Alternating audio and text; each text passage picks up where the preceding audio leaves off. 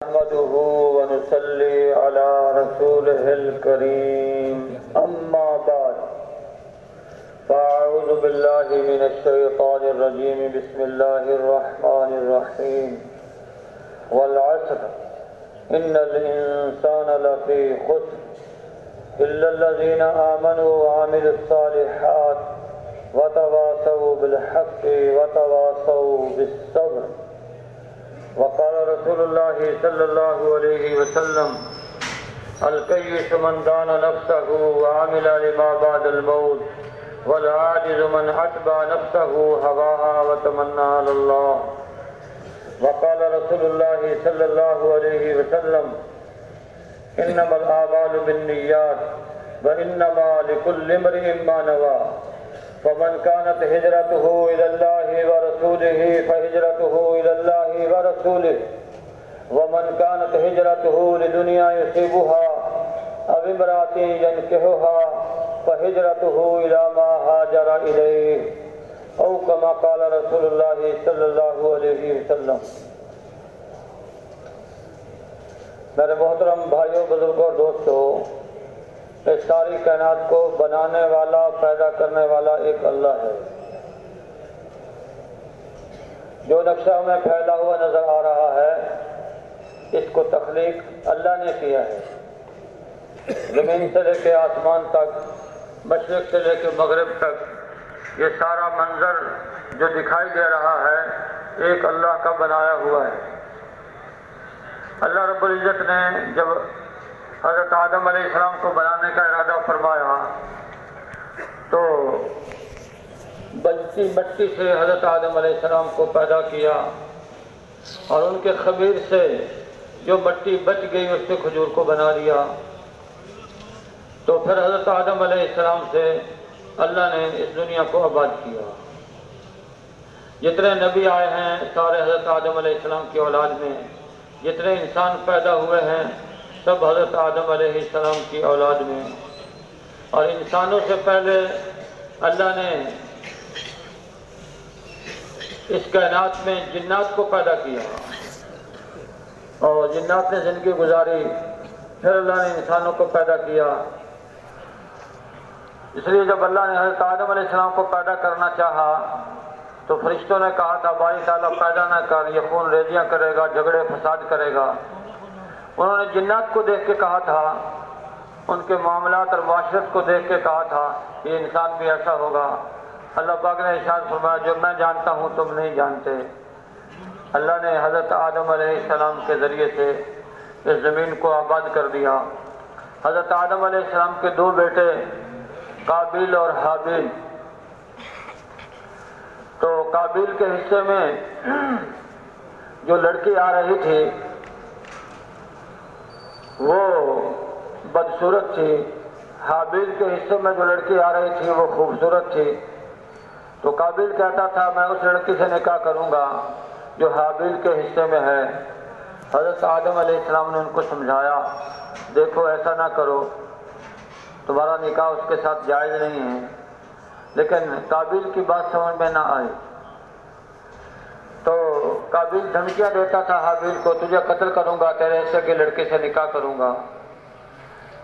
تو حضرت آدم علیہ السلام نے دونوں کو صدقے کا فرمایا کہ صدقہ نکالو، جس کا صدقہ قبول ہو جائے اس کے حصے میں یہ لڑکی آئے گی. تو دونوں نے صدقہ نکالا.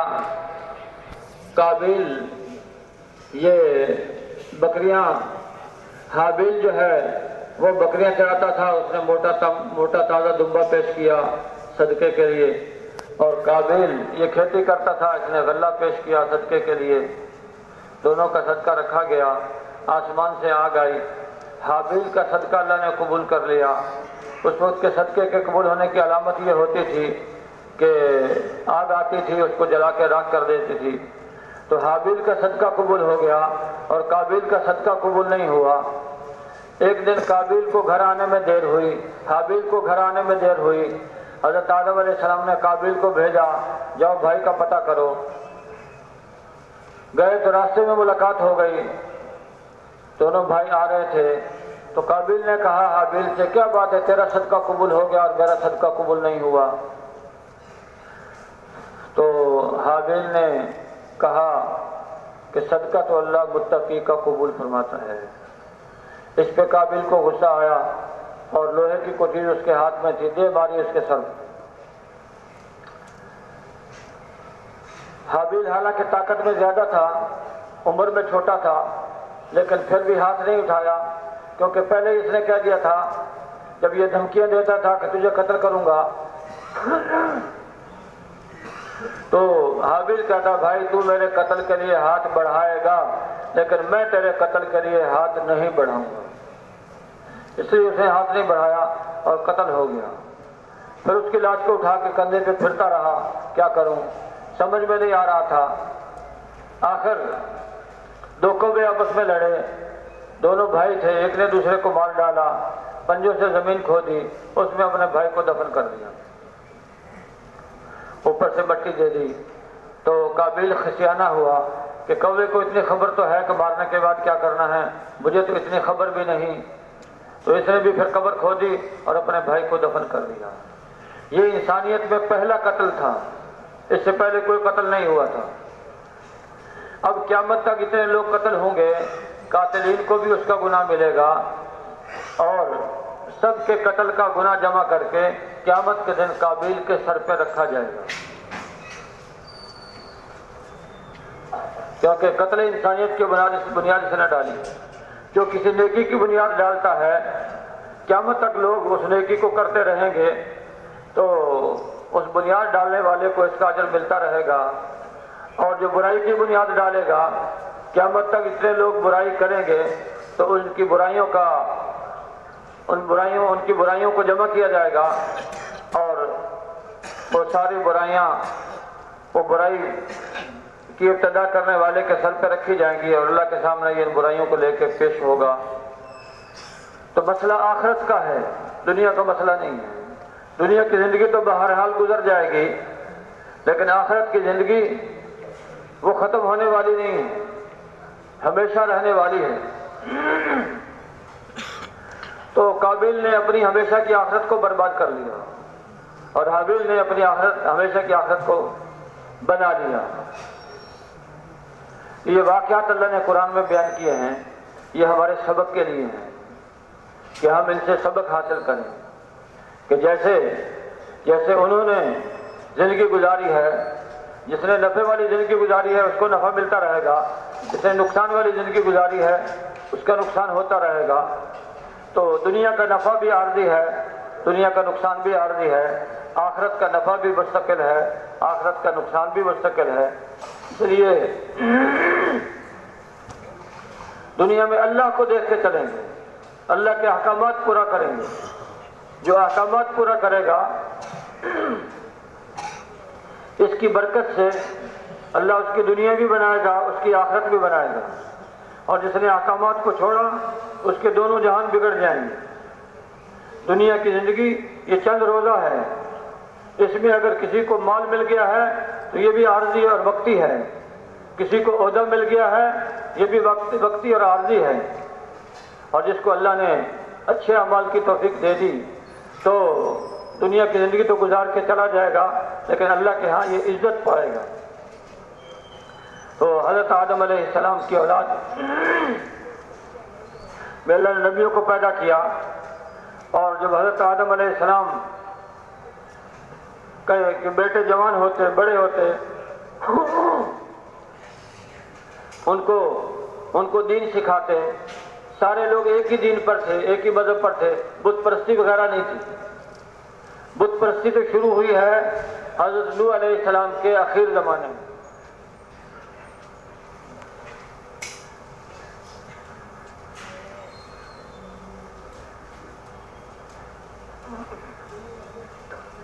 حضرت نوح علیہ السلام کے آخر زمانے میں بت پرستی شروع ہوئی۔ کیسے شروع ہوئی؟ وہ لوگ بزرگوں کے پاس بیٹھ کے عبادت کرتے تھے، ان بزرگوں کا انتقال ہو گیا تو پھر ان کی قبر کے پاس بیٹھے رہتے، ان کا تذکرہ کرتے رہتے۔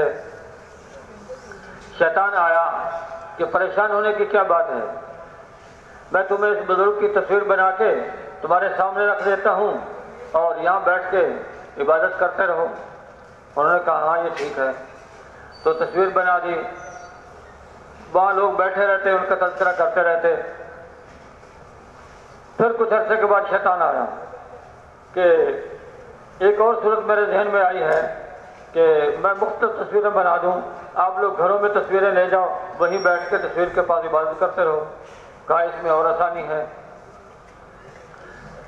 تو وہ اپنے گھروں میں تصویریں لے گئے، ہوتے ہوتے تصویروں سے بت بنا دیے انہوں نے۔ یہ نسل جب ختم ہو گئی، اگلی نسل کے پاس شیطان آیا کہ تمہارے آباء و اجداد تو ان تصویروں کو، ان کی عبادت کرتے تھے، ان کو پوجتے تھے۔ یہاں سے بت پرستی کی ابتدا ہوئی، بت پرستی شروع ہو گئی۔ تو اس سے پہلے سارے لوگ ایک ہی دین پر تھے۔ شیطان اپنا راستہ ہر جگہ نکالتا ہے، شیطان اپنا راستہ ہر جگہ شیطان کے سے بچنے کا راستہ کیا ہے کہ ہم ہر حال میں سنت کو دیکھیں، حضرت محمد صلی اللہ علیہ وسلم کی زندگی کو دیکھیں، اس میں عافیت ہے، اس میں بچت ہے، اس میں آسانی ہے۔ ظاہری نفع کو دیکھ کر انہوں نے شیطان کی بات کو قبول کر لیا۔ آگے چل کے بت پرستی کے دنیا میں پھیلنے کا ذریعہ بن گیا ان کا یہ عمل۔ اس لیے سنت سے ہٹ کے چاہے جتنا بھی نفع نظر آئے، وہ نفع نہیں، وہ نقصان ہے۔ اس لیے سنت کی پابندی، ہر حال میں سنت کی پابندی۔ تو اللہ رب العزت نے پیدا کیا ہے، پیدا کرنے کے بعد انسان کو آزاد نہیں چھوڑا۔ جس طرح خالق اللہ ہے، مالک بھی اللہ ہے۔ مالک نے ہمارے اعضاء پہ پابندی لگائی ہے کہ تمہاری آنکھ پہ پابندی ہے، زبان پہ پابندی ہے، کان تمہارے پابند ہیں، ہر بات بولنی نہیں، ہر بات سننی نہیں، ہر طرف چل کے جانا نہیں، ہر چیز کو پکڑنا نہیں، ہر چیز کو سوچنا نہیں۔ تو پابندی وہ مالک ہے، جو چاہتا ہے جیسے چاہتا ہے کرتا ہے۔ اس نے ہمیں پابند کیا ہے دنیا کے اندر کہ ایسے زندگی گزارنی ہے، ایسے زندگی نہیں گزارنی۔ جنہوں نے اس مالک کی خلاف ورزی کی تو پھر اللہ نے اس کا انجام دنیا میں دکھا دیا۔ تو اس مالک نے جس کو چاہا، کسی کو بڑا عہدہ دے دیا، ملک کا بادشاہ بنا دیا، اور کسی کو فقیر بنا دیا، کسی کو مالدار بنا دیا، کسی کو زیادہ عقل دے دی، کسی کو تھوڑی عقل دی۔ تو قیامت کے دن حساب بھی عقل کے اعتبار سے ہوگا۔ جس کو اللہ نے زیادہ عقل دی ہے اس کا حساب بھی زیادہ ہوگا، جس کو تھوڑی عقل دی ہے اس کا حساب بھی تھوڑا ہوگا۔ اور جنت میں جانے والے اکثر لوگ سیدھے سادے لوگ ہوں، سیدھے سادے، کیونکہ جس کو اللہ نے سمجھ دی ہے، اگر تو سمجھ اللہ کی مرضی کے مطابق استعمال کرے گا تو یہ بہت ترقی کرے گا، اگر سمجھ کو الٹی چیزوں میں لگائے گا تو پھر اللہ کی رحمت سے دور ہوتا چلا جائے گا۔ اہل الجنت بلہن، اہل جنت سیدھے سادے لوگ ہوں، سیدھے سادے لوگ ہوں۔ تو مالک اللہ ہے، جس کو ملک ملا ہے اللہ نے دیا ہے، جس سے ملک چھینا ہے اللہ نے چھینا ہے، اور جس کو عزت ملی ہے اللہ نے دی ہے، جس کو ذلت ملی ہے اس کے اپنے کرتوتوں کی وجہ سے اللہ نے اس کو ذلیل کیا ہے۔ زندہ سے مردہ کو نکالنے والا اللہ ہے، مردہ سے زندہ کو نکالنے والا اللہ ہے، اور جس کو چاہتا ہے بغیر حساب کے رزق عطا فرماتا ہے۔ اس اللہ نے ہمیں پیدا کیا ہے، وہ اللہ ہمارا مالک ہے، تو مالک کی مرضی کے مطابق چلنا ہے۔ اور انسان کی ملک مل کے مجازی، اللہ کی ملک مل کے حقیقی مالک اللہ ہے۔ زمین کا مالک اللہ، آسمان کا مالک اللہ، ساری کائنات کا مالک اللہ، انسان کے جسم کا مالک اللہ، انسان کے اعضاء کا مالک اللہ۔ تو جو اللہ کے کام میں اور اللہ کی قدرت میں اور اللہ کی مخلوق میں جو اپنی مرضی استعمال کرے گا تو اللہ پاک پھر اس کو تہس نہس کر دے گا، تہس نہس۔ جیسے ابرہہ نے چاہا کہ بیت اللہ کو ڈھا دے، پھر لوگ میرے معبد کی عبادت کریں گے، جو میں نے عبادت خانہ بنایا ہے اس کی عبادت کریں گے۔ 60,000 کا لشکر لے کے چلا، اور ہاتھیوں کا لشکر۔ اس کا خیال یہ تھا کہ زنجیر ڈالیں گے ادھر بیت اللہ کے ستونوں کے ساتھ، ادھر ہاتھیوں کے گلے میں ہاتھیوں کو ہنکا دیں گے اور وہ ستون نیچے آ جائیں گے تو بیت اللہ کی چھت نیچے گر جائے گی، اس سے جو ہے بیت اللہ منہدم ہو جائے گا۔ یہ ناپاک ارادہ لے کے چلا۔ تو جب وہ چلا تو کچھ قبائل نے مزاحمت کی اس کی، یمن کے اندر بھی اور راستوں کے اندر بھی، لیکن سب کو شکست دیتا ہوا بیت اللہ کے قریب پہنچ گیا اور آپ کے جد امجد کے پاس پیغام بھیجا کہ میرا مقصد بیت اللہ کو ڈھانا ہے، میرے مقابلے میں کوئی نہ آئے ورنہ میں ہلاک کر دوں گا۔ تو سردار عبد المطلب نے کہا ابرہہ کے فرستادہ کو وہ یہاں سے واپس چلا جائے، یہ اللہ کا گھر ہے۔ اس شخص نے کہا اگر میں آپ کو اپنے سردار سے ملا دوں یہ بات آپ خود کر لیں۔ کہا بہت اچھا۔ سردار عبد المطلب تشریف لے گئے۔ ابرہہ اپنے تخت پہ بیٹھا ہوا تھا تو عبد المطلب بڑے وجیح انسان تھے، تو دیکھتے ہی ان کو دیکھ کے تخت سے نیچے اتر کے بیٹھ گیا۔ تو پہنچے، پوچھا کیسے آئے؟ کہا آپ کے لوگوں نے ہمارے اونٹ پکڑ لیے ہیں، وہ چھڑانے کے لیے آیا ہوں۔ ابرہہ نے کہا میں تو آپ کو دیکھ کے بڑا مرعوب اور متاثر ہوا تھا، لیکن آپ نے تو بیت اللہ کے بارے میں کوئی بات نہیں کی، میرا خیال تھا آپ بیت اللہ کے بارے میں بات کریں گے، آپ نے تو کوئی بات نہیں کی۔ تو بہت اچھا جواب دیا سردار عبد المطلب نے، فرمایا کہ یہ اونٹ تو میرے ہیں اس لیے ان کا سوال میں نے کیا ہے، اور یہ گھر کسی اور کا ہے، وہ اپنے گھر کی حفاظت کرنا جانتا ہے، اس لیے مجھے اس کی فکر نہیں۔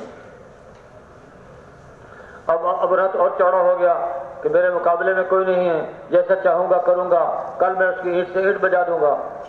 تو سب سے بڑے ہاتھی کو آگے لگایا، اس ہاتھی کا نام محمود تھا، اس کو آگے لگایا، باقی ہاتھی پیچھے، اور 60,000 کا لشکر اور دن دناتا ہوا آگے بڑھنے کی کوشش کر رہا ہے۔ تو جن قبائل کو راستے میں اس نے شکست دی تھی ان کے سرداروں کو پکڑ کے پہلے قتل کرنا چاہا، پھر ساتھ رکھ لیا، چلو راستہ بتانے میں مدد دیں گے۔ ایک سردار ان میں سے آگے بڑھا، ہاتھی کا کان پکڑا اور کہا دیکھ آپ بلد الامین میں ہیں، یہاں سے واپس چلا جا۔ یہ سنتے ہی ہاتھی نیچے بیٹھ گیا۔ ابرہہ کے آدمیوں نے اس ہاتھی کو اٹھانا چاہا، ہاتھی نہیں اٹھا، لوہے کے تبروں سے مارا، نہیں اٹھا، اس کی ناک میں آنکڑا ڈالا، نہیں اٹھا، سارا زور لگا لیا، نہیں اٹھا۔ تو جب واپس لے جانے کا ارادہ کیا تو واپس ہاتھی چلتا ہے، دائیں لے جائیں چلتا ہے، بائیں چلتا ہے، لیکن جب بیت اللہ کی طرف پھر اس کا رخ کیا پھر بیٹھ گیا۔ ابرہہ کو سمجھ میں آ جانا چاہیے تھا کہ یہ کیا معاملہ ہے، لیکن اس کے دماغ میں وہ 60,000 کی فوج کا خناس سمایا ہوا تھا، اپنے آپ کو بہت کچھ سمجھتا تھا، اس لیے اللہ نے اس کا خناس نکالا۔ کیسے نکالا؟ اتنے میں اللہ نے پرندوں کا غول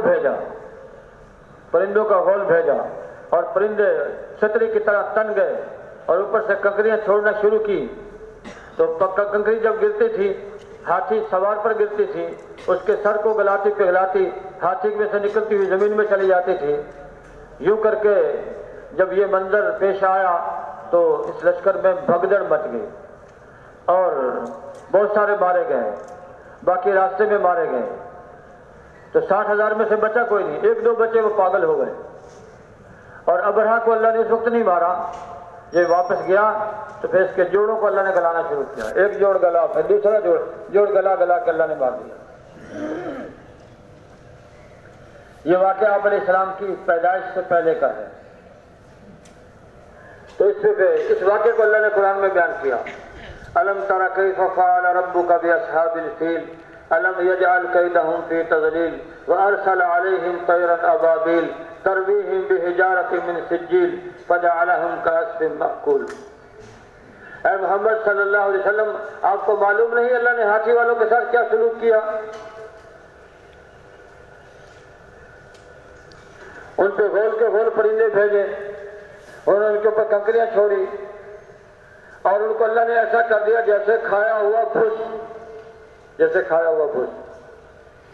یوں تہس نہس کر دیا اللہ پاک نے۔ اللہ قدرت والا ہے، وہ مالک ہے، جو چاہتا ہے جب چاہتا ہے کرتا ہے، اس کے کرنے میں کوئی حائل اور حارج نہیں ہو سکتا۔ تو وہ اللہ جس نے انسان کو پیدا کیا اور انسان کو اللہ نے زمین کے اندر بسایا اور زمین کے منافع اس کے اوپر کھولے، تو یہ زمین سے رزق انسان کو نہیں مل رہا، رازق اللہ کی ذات ہے۔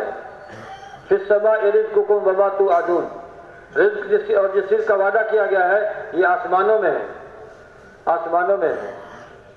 جس کو اللہ جتنا چاہتا ہے اتنا رزق عطا فرماتا ہے، نہ اس سے کم نہ زیادہ۔ اگر چوری ڈاکہ کرے گا پھر بھی اتنا ہی ملے گا، اور اگر صبر کر کے حلال طریقے سے حاصل کرنے کی کوشش کرے گا پھر بھی اتنا ہی ملے گا۔ تو رازق اللہ کی ذات ہے، وہ مالک بھی ہے، وہ خالق بھی ہے، وہ رازق بھی ہے، وہ رازق بھی ہے۔ تو رزق کا مسئلہ اللہ کے ہاتھ میں ہے، جتنا جس کا مقدر ہے اتنا ہی ملے گا، نہ اس سے کم نہ اس سے زیادہ۔ آپ علیہ السلام کے زمانے میں دو بھائی تھے، ایک کمائی کرتا تھا، دوسرا دین کا علم حاصل کرتا تھا۔ فشکل محترف اخاہ، کمائی کرنے والے بھائی نے اپنے بھائی کی حضور سے شکایت کی۔ کیا شکایت کی ہوگی؟ کہ میں کماتا ہوں یہ کھاتا ہے۔ اللہ کے نبی نے ارشاد فرمایا لعلک ترزق بہ، شاید تجھے بھی اس کی برکت سے رزق دیا جا رہا ہے، کیونکہ رزق کا مسئلہ اللہ کے ہاتھ میں ہے۔ تو رزق ملتا ہے کمزوروں کی وجہ سے، تمہاری مدد کی جاتی ہے، تمہیں رزق دیا جاتا ہے تمہارے کمزوروں کی وجہ سے۔ تو گھر میں عورت کمزور ہے، بچہ کمزور ہے، بیمار کمزور ہے، بوڑھا کمزور ہے، یہ رزق کے اترنے کا ذریعہ ہے، یہ رزق کے اترنے کا ذریعہ ہے۔ تو اللہ پاک نے فرمایا جتنے چوپائے زمین پر چلتے ہیں ان کا رزق میرے ذمے ہے، میں ان کے تھوڑے رہنے کی جگہ کو بھی جانتا ہوں، زیادہ رہنے کی جگہ کو بھی جانتا ہوں، اور یہ سب کچھ لوح محفوظ میں لکھا ہوا ہے۔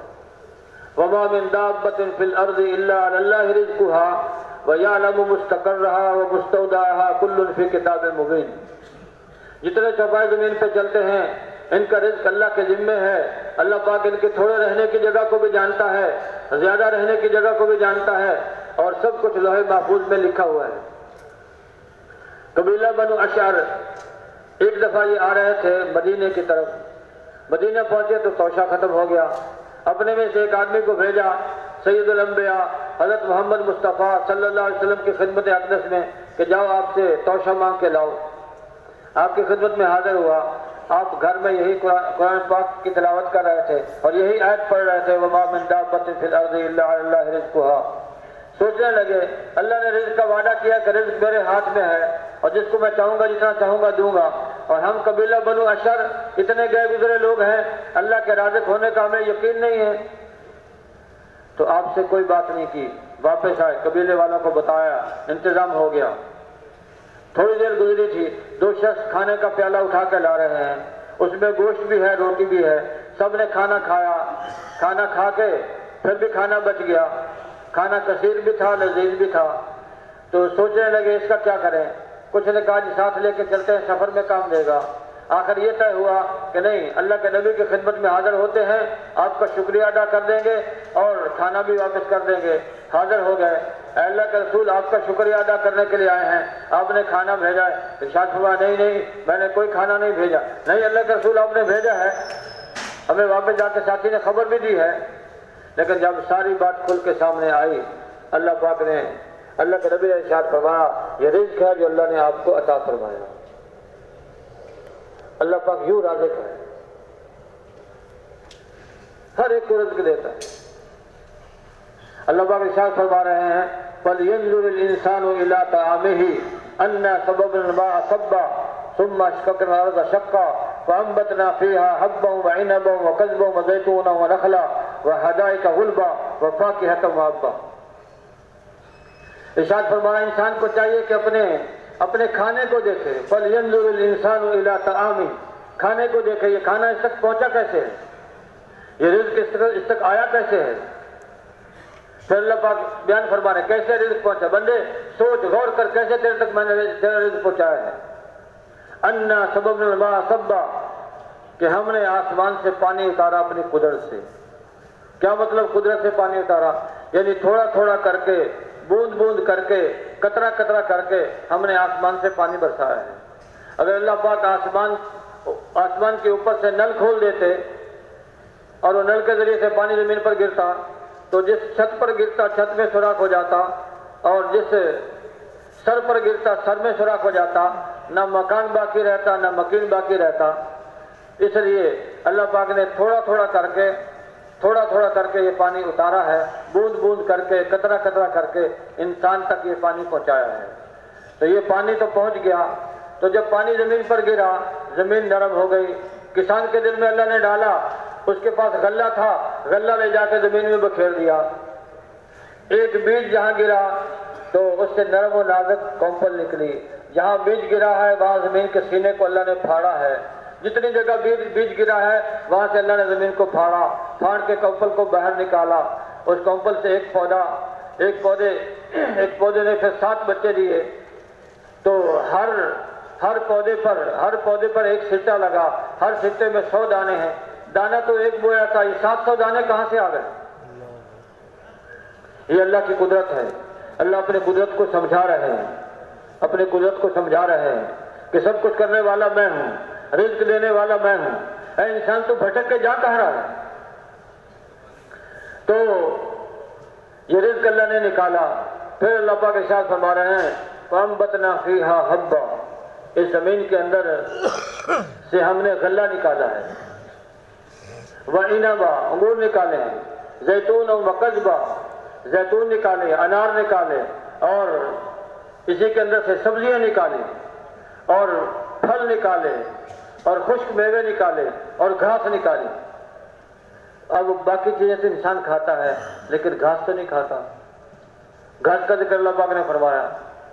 گھاس کا ذکر اس لیے فرمایا یہ گھاس جانور کھاتا ہے اور گھاس کھا کے اللہ پاک اس کے پیٹ میں دودھ تیار کرتے ہیں, دودھ. تو انسان نے گھاس لی, اللہ نے اس کو دودھ بنا کے واپس کیا, یا انسان نے جانور کو گھاس کھلائی اور اس جانور کھا کے فربا موٹا ہو گیا تو پھر اس کو ذبح کر کے اس کا گوشت حاصل کیا. اللہ نے اس گھاس کو گوشت بنا کے واپس کیا. یہ نعمتیں اللہ پاک ذکر کر رہے ہیں. بندے یوں تیرے تک میں نے رزق پہنچایا ہے. یہ رزق ایسے پہنچا ہے. جب انسان کو اللہ نے ساری نعمتیں دی ہیں, ان نعمتوں کا شکریہ کیا ہے کہ بندہ ویسے زندگی گزارے جیسے اللہ چاہتے ہیں کہ یہ زندگی گزارے. وہ زندگی کہاں سے معلوم ہوگی؟ اللہ کی چاہت کہاں سے پتہ لگے گی؟ نبیوں کے دربار سے پتہ لگے گی.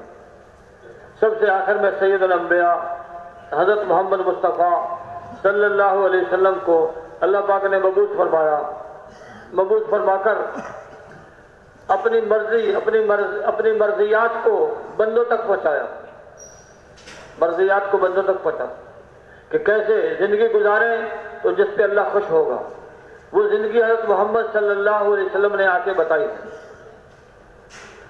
اگر اس بات کا یقین ہمارے دل میں آ جائے کہ حضرت محمد صلی اللہ علیہ وسلم جو زندگی لے کے آئے ہیں اسے میں ہمارے لیے ہمیشہ کا نفع ہے, ہمیشہ کی کامیابی ہے, تو کوئی بھی نبی کے طریقے کا خلاف نہ کرے گا. یہ یقین کی کمی ہے. جس یقین کی کمی نے ہمیں گناہوں میں مبتلا کیا ہوا ہے. اللہ کے نبی کی طریقے والی زندگی, اللہ کے نبی والی زندگی اس سے ہمیں دور کر رکھا ہے. یہ ضعف یقین اس کی خرابی ہے. اب یقین کیسے درست ہوگا؟ یقین درست ہوگا جس طرح نبیوں نے لوگوں کا یقین درست کیا. کیسے یقین درست ہوا؟ لا الہ الا اللہ, اس کی دعوت چلی ہے سب سے پہلے. لا الہ الا اللہ, اس کی دعوت چلی. احکامات بعد میں اترے ہیں. جیسے زمیندار زمین میں بیج ڈالنے کے لیے پہلے زمین کے اندر بیج کو پیدا کرنے کی استعداد پیدا کرتا ہے, اس میں ہل چلاتا ہے, اس کو برابر کرتا ہے, اس کو پانی لگاتا ہے اور اس میں کھاد ڈالتا ہے, زمین کو نرم کرتا ہے, پھر اس میں بیج ڈالتا ہے, پھر بیج کو وہ زمین اگاتی ہے. جب تک زمین میں استعداد نہ ہو بیج ڈالیں گے تو بیج ضائع ہو جائے گا، ایسے ہی جب تک دلوں میں احکامات کے قبول کرنے کی استعداد پیدا نہ ہو اس وقت احکامات سنائیں گے تو احکامات امت قبول نہیں کرے گی۔ اسے سب سے پہلے لا الہ الا اللہ کی دعوت کرنی ہے، اس سے دلوں میں استعداد پیدا ہوئی احکامات کے قبول کرنے کی۔ لا الہ الا اللہ، اللہ کے سوا کوئی معبود نہیں، کوئی عبادت کے لائق نہیں، حضرت محمد صلی اللہ علیہ وسلم اللہ کے رسول ہیں۔ یہ دو یقینوں کی بات ہے، سب کچھ کرنے والی ذات اللہ کی، حضرت محمد صلی اللہ علیہ وسلم کے طریقے میں اللہ نے کامیابی رکھی ہے۔ یہ دو یقین ہیں، یہ دو یقین دل میں آئیں گے دعوت سے۔ اس لیے سارے نبیوں سے اللہ نے لا الہ الا اللہ کی دعوت دلوائی ہے۔ لا الہ الا اللہ کے اندر سارے نبیوں کی دعوت کا نور ہے، سارے نبیوں کی دعوت کا نور ہے۔ حضرت موسیٰ علیہ السلام نے یہی دعوت دی، لا الہ الا اللہ موسیٰ کلیم اللہ۔ حضرت عیسیٰ علیہ السلام نے یہی دعوت دی، لا الہ الا اللہ عیسیٰ روح اللہ۔ تو حضرت موسیٰ علیہ السلام نے جب دعوت دینا شروع کی، اللہ پاک نے فرعون کی طرف بھیجا، تو فرعون کے دربار میں حضرت موسیٰ علیہ السلام، حضرت ہارون علیہ السلام، یہ دو ہیں بس، باقی اس کے سامنے پورا لشکر اور پورا دربار ہے، پورا ملک ہے۔ حضرت موسیٰ علیہ السلام نے دعوت دی تو فرعون نے کہا تو وہی موسیٰ ہے جو ہمارا آدمی مار کے بھاگا تھا، اور میں نہیں، میں رسول رب العالمین ہوں۔ تو فرعون پہ روب چھا گیا۔ پہلے حضرت موسیٰ علیہ السلام کے قتل کرنے کے لیے لوگوں کو بھیجا تھا، قتل کرنا چاہتے تھے، اب اللہ نے اس کے دربار میں پہنچا دیا، لیکن مجال ہے فرعون کے منہ سے نکلے کہ اس کو قتل کر دو۔ دربار میں پہنچا کے اللہ نے حفاظت کر کے دکھائی، حفاظت کر کے دکھائی، کیونکہ حفاظت کا نظام اللہ کے ہاتھ میں ہے، اللہ کے ہاتھ میں ہے۔ تو فرعون نے کہا اچھا آپ تو اگر آپ نبی ہیں تو کوئی معجزہ دکھائیں۔ حضرت موسیٰ علیہ السلام نے اپنا عصا پھینکا تو اژدہا بنا۔ فرعون تخت پہ بیٹھا ہوا تھا، اس کی طرف اس نے رخ کیا، فرعون ڈرا اور تخت سے چھلانگ لگائی اور بھاگ کے حضرت موسیٰ علیہ السلام کے پاس کھڑا ہوا، پکڑو پکڑو اس کو پکڑو۔ اس لکھا تفسیر میں کہ اس اژدہا کی وجہ سے فرعون ایسی دہشت تھی اس کی، فرعون کے دربار کے بہت سارے آدمی مر گئے اور فرعون اس کا پیٹ جاری ہو گیا، خوف کی وجہ سے پیٹ جاری ہو گیا۔ پھر اس نے اعلان کیا 24 گھنٹے میں 24 دفعہ بیت الخلا جاتا تھا، 24 گھنٹے میں 24 دفعہ بیت الخلا جاتا تھا۔ تو لیکن جہاں حضرت موسیٰ علیہ السلام کو دیکھتا پھر اس کا پیٹ جاری ہو جاتا۔ پھر حضرت موسیٰ علیہ السلام نے ان کو اور بنی اسرائیل کو اور قبطیوں کو 9 معجزے اللہ کے حکم سے دکھائے، 9 معجزے دکھائے۔ ایک تو اژدہا کا معجزہ دکھایا، پھر ہاتھ بغل میں ڈالا نکالا تو روشن۔ تو پھر ان میں قحط پڑا، جب قحط پڑا تو جب یہ پریشان ہو گئے حضرت موسیٰ علیہ السلام کے پاس آئے، اے موسیٰ آپ اللہ سے دعا کریں یہ قحط دور ہو جائے، آپ پہ ایمان لے آئیں۔ یہ خبر تھی ان کو، فرعون نے خدائی کا دعویٰ کیا ہے لیکن اس کے ہاتھ میں کچھ نہیں ہے، اگر قحط دور ہوگا تو اللہ سے ہوگا۔ حضرت موسیٰ علیہ السلام نے دعا کر دی، قحط دور ہو گیا، پھر بھی ایمان نہ لائے۔ پھر اللہ نے ان کے اوپر اگلا عذاب بھیجا کہ فرعونیوں کی زمین میں اللہ نے پانی بھیج دیا، ان کے گھروں میں پانی، ان کے زمینوں میں پانی، قبطیوں کے گھروں میں پانی، ان کے زمینوں پر پانی۔ حضرت موسیٰ علیہ السلام کی قوم بنی اسرائیل وہ مسلمان ہو چکے ہیں، حضرت موسیٰ علیہ السلام کی اطاعت کر رہے ہیں، ان کے گھر بھی خشک، ان کی زمینیں بھی خشک۔ تو پھر پریشان ہو گئے، حضرت موسیٰ علیہ السلام سے کہا آپ دعا کر دیں ہم آپ پہ ایمان لائیں گے۔ حضرت موسیٰ علیہ السلام نے دعا کی تو وہ عذاب بھی ان سے ٹل گیا، پھر بھی ایمان نہ لائے۔ پھر اللہ نے اگلا عذاب ان پر بھیجا، اگلا عذاب بھیجا کہ جب پانی خشک ہو گیا تو فصلیں لہلہاتی فصلیں پیدا ہوئی، تو ان فصلوں کو دیکھ کر کہنے لگے اب ہمیں حضرت موسیٰ علیہ السلام پہ ایمان لانے کی ضرورت نہیں، یہ فصل ہمارے لیے کافی ہے۔ اللہ نے ٹڈی دل کا لشکر بھیجا، ان کی فصلوں کو کھا گئی، ان کے درختوں کو کھا گئی، ان کے درختوں کے پتوں کو کھا گئی، اور ان کے دروازوں کی لکڑیوں کو کھا گئے، پریشان ہوئے۔ تو پھر حضرت موسیٰ علیہ السلام نے دعا کی تو یہ عذاب دور ہوا۔ پھر اللہ نے جوؤں کا عذاب بھیجا، سر میں جوئیں پڑ گئی اور ان کے بالوں کو کھا گئی، ان کی بھوؤں کو کھا گئی، پریشان ہوئے۔ پھر حضرت موسیٰ علیہ السلام نے دعا کی، یہ عذاب بھی ٹل گیا۔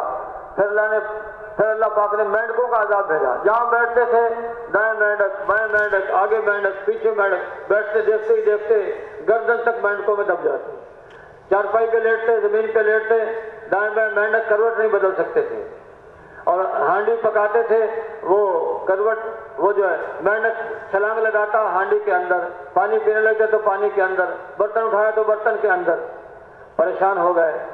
تو پھر بھی ایمان نہ لائے، پھر بھی ایمان نہ لائے۔ پھر اللہ نے ان کے پانی کو خون بنا دیا۔ پانی وہی ہے، حضرت موسیٰ علیہ السلام کی قوم جو مسلمان ہیں، ایمان لائے ہیں، تو وہ پانی پیتے ہیں تو پانی ہے، اور فرعون کی قوم جب پانی پیتی ہے تو وہ خون ہے۔ بڑے ہیلے کیے لیکن وہ خون ہی رہا۔ پھر حضرت موسیٰ علیہ السلام سے دعا کرائی، جب حضرت موسیٰ علیہ السلام نے دعا کی وہ عذاب بھی ٹل گیا، لیکن ایمان نہیں لائے۔ کیوں ایمان نہیں لائے؟ کیوں ایمان نہیں لائے؟ آخر میں پھر اللہ نے بحیرہ کلدم میں ڈبو کے ختم کر دیا۔ ایمان اس لیے نہیں لائے کہ جب حق کو دیکھ کر آدمی حق کو سمجھ کر حق کو قبول نہیں کرتا تو پھر اللہ اس سے ہدایت کی سمجھ چھین لیتا ہے، ہدایت قبول نہیں کرنے دیتا۔ تو فرعون سمجھ گیا تھا اور انہوں نے اتنے معجزے دیکھے، ان کو یقین آ گیا تھا حضرت موسیٰ علیہ السلام حق پر ہیں، لیکن جب انہوں نے اسلام قبول نہ کیا تو پھر اللہ پاک نے ان کو اس صفحہ ہستی سے مٹایا، اس صفحہ ہستی سے مٹایا۔ تو یوں نبیوں نے آ کے اللہ کا تعارف کرایا، اللہ کی قدرت کو بیان کیا، اللہ کی قدرت کو سمجھایا۔ حضرت عیسیٰ علیہ السلام جب تشریف لائے، قوم نے کہا عیسیٰ ہم آپ پہ ایمان لاتے ہیں، لیکن آسمان سے دسترخوان اترے اور اس پہ کھانا چنا ہوا ہو، وہ کھانا ہم کھائیں پھر آپ پہ ایمان لائیں گے۔ حضرت عیسیٰ علیہ السلام نے اللہ سے دعا مانگی، آسمان سے دسترخوان اترا، اس پہ کھانا تھا، حکم ہوا کہ غریب آدمی کھائے، مالدار نہ کھائے، تندرست نہ کھائے، وہ سب نے کھانا شروع کر دیا۔ پھر اللہ نے ان کو بندر و خنزیر بنا کے ختم کر دیا۔ تو جنہوں نے نبیوں کی بات نہیں مانی، یہ حال اللہ نے ان کا کیا۔ قوم سبا، اللہ نے ان کو بہترین باغات دیے تھے، بڑی اچھی فضا تھی، ان کے ایسے باغات تھے، 2 پہاڑ ان کے اوپر 2 باغات، اور بہت بہترین میوے ان کے، پھل اور رسیلے پھل اور مزیدار پھل، اور فضا ایسی صاف تھی کہ ان باغوں کے اندر نہ مکھی نہ مچھر نہ سانپ نہ بچھو، اور ایسے منازل بنی ہوئی تھی، اگر مسافر گھر سے چلتا کھانا ساتھ لے جانے کی ضرورت پیش نہیں آتی تھی، پھل کو کھا کر اس کا پیٹ بھر جاتا تھا۔ تو اور ایسی منازل تھی کہ صبح چلتا دوپہر تک جہاں پہنچتا وہاں اس کے قیلولہ کرنے کا انتظام ہوتا، اور قیلولہ کرنے کے بعد وہاں سے چلتا تو شام سے پہلے اگلی منزل پہ پہنچ جاتا تھا۔ ایسی منازل بنی ہوئی تھی اور بہترین پانی کا پاشی کا انتظام تھا۔ تو ان کے اعمال خراب ہو گئے۔ اللہ نے اس قوم کی طرف ایک نبی کو بھیجا، پھر دوسرے کو نبی کو بھیجا، پھر تیسرے نبی کو بھیجا، 13 نبی اللہ نے بھیجے، لیکن یہ مان کے نہیں لیے۔ پھر اللہ نے ان کا بند توڑا چوہوں کے ذریعے سے۔ اللہ نے چوہے پیدا کر دیے۔ جب چوہے پیدا کیے تو ان کی کتابوں میں لکھا تھا اس قوم پہ جب عذاب آئے گا تو چوہوں کے ذریعے سے آئے گا۔ تو بہت سارے لوگ ہجرت کر کے چلے گئے کہ اب چوہے پیدا ہو گئے ہیں، اب یہ قوم ختم ہونے والی۔ لیکن بعض کو پھر بھی بات سمجھ میں نہ آئی، انہوں نے کہا کوئی مسئلہ نہیں ہے، ہمارے پاس اس کا حل موجود ہے، ہم بلیاں پالیں گے اور یہ چوہوں کو ختم کر دیں گے۔ انہوں نے بلیاں پالی اور پال کے جہاں سے چوہے نکلتے تھے وہاں بلیاں باندھ دی، تو وہ چوہوں کو اللہ نے ایسی طاقت دی، بلیوں پہ غالب آ گئے، بلیاں ان سے ڈرتی تھی۔ تو پھر اللہ نے ان چوہوں کے ذریعے سے بند میں سوراخ کیا اور اس قوم کو اللہ نے پھر غرق کر دیا، بہا دیا۔ یہ حشر ان کا ہوا جب نبیوں کی بات نہیں مانی، جب نبیوں کی بات۔ حضرت محمد صلی اللہ علیہ وسلم آئے، لا الہ الا اللہ کی دعوت دی، یا ایھا الناس قولوا لا الہ الا اللہ تفلحوا، اے لوگوں لا الہ الا اللہ کہہ لو کامیاب ہو جاؤ۔ تو مکے والوں نے بات نہیں مانی، آپ کے مقابلے پہ آئے۔ ابو جہل نے بات نہیں مانی، ابو لہب نے بات نہیں مانی، ابو لہب کے بیٹوں نے بات نہیں مانی۔ اللہ نے ان کا کیا حشر کیا، کیا حشر کیا۔ ابو لہب اور ابو جہل، ابو لہب کو تو اللہ نے ایسی بیماری لگا دی، مرنے کے بعد بھی کوئی اس کے قریب نہیں جاتا تھا، یہ بیماری ہمیں نہ لگ جائے۔ بیٹوں کو شرم آئی، مزدوروں کو کہا اس کو یہیں دفنا، یہیں نیچے پھینک کے اوپر سے پتھر ڈال دو، انہوں نے ایسے کیا، یہ تو اس کا حشر ہوا۔ اور ابو جہل کو بھی اللہ پاک نے مرتے دم تک ہدایت نصیب نہیں کی۔ جب مرنے لگا کہنے لگا میری گردن نیچے سے کاٹنا تاکہ سردار کی گردن معلوم ہو۔ آپ علیہ السلام نے ارشاد فرمایا میری امت کا فرعون حضرت موسیٰ علیہ السلام کے فرعون سے زیادہ سخت تھا۔ حضرت موسیٰ علیہ السلام کے فرعون نے تو مرتے ہوئے کہہ دیا تھا کہ میں ایمان لے آیا، اللہ پر، اللہ کے رسول پر ایمان لے آیا، لیکن فرمایا کہ میری امت کا جو فرعون ہے وہ تو مرتے وقت بھی اس کے اندر سے عقل نہیں نکلی کہ میری گردن نیچے سے کاٹنا تاکہ سردار کی گردن معلوم ہو۔ بہرحال اللہ کے نبی نے دعوت دی، جنہوں نے اللہ کے نبی کی بات کو مانا اللہ پاک نے ان کو عزتیں دی، اور جنہوں نے اللہ کے نبی کی بات کو ٹھکرایا اللہ پاک نے ان کو ہلاک کیا، ان کو دنیا آخرت میں برباد کیا۔ آپ علیہ السلام نے حضرت ابوبکر صدیق رضی اللہ عنہ کو دعوت دی، انہوں نے آپ کی دعوت پہ لبیک کہا، اور پھر گئے پہلے دن 5 آدمی ان کے ہاتھ میں مسلمان ہوئے، اور دوسرے دن 4 آدمی مسلمان ہوئے، 9 آدمیوں کو لے کے اللہ کے نبی کی خدمت میں حاضر ہو گئے کہ یہ میرے ہاتھ پہ مسلمان ہوئے۔ تو جو اسلام قبول کرتا وہ پھر آگے داعی ہوتا، اس کی دعوت کو لے کے چلتا۔ تو آپ علیہ السلام دعوت دیتے رہے اور تکلیفیں برداشت کرتے رہے۔ جنہوں نے آپ کی بات کو قبول کیا اللہ نے ان کی زندگی کو بابرکت بنایا، اور اللہ رب العزت نے ان کو عزت کی چوٹیوں پہ پہنچایا۔ آپ علیہ السلام نے آپ کی دعوت سے مکے والوں نے آپ کو بھی تکلیف دینا چاہیے، کچھ تکلیفیں تو دی، لیکن آپ کے چچا ابو طالب چونکہ سردار تھے ان کی وجہ سے زیادہ تکلیفیں نہیں دے سکتے تھے، اور حضرت ابوبکر صدیق رضی اللہ عنہ نے اسلام قبول کیا تو ان کا قبیلہ بڑا تھا، اس لیے کچھ تکلیفیں تو ان کو دی لیکن زیادہ پریشان نہ کر سکے۔ لیکن حضرت بلال حبشی رضی اللہ عنہ نہ قبیلہ بڑا ہے اور نہ کوئی رشتہ داری ہے وہاں، اس لیے حضرت بلال رضی اللہ عنہ کو انہوں نے دل کھول کے تکلیفیں دی، اور بہت سارے صحابہ کو انہوں نے طرح طرح سے مارا پیٹا، لیکن اللہ نے ان کو عزتیں عطا فرمائی۔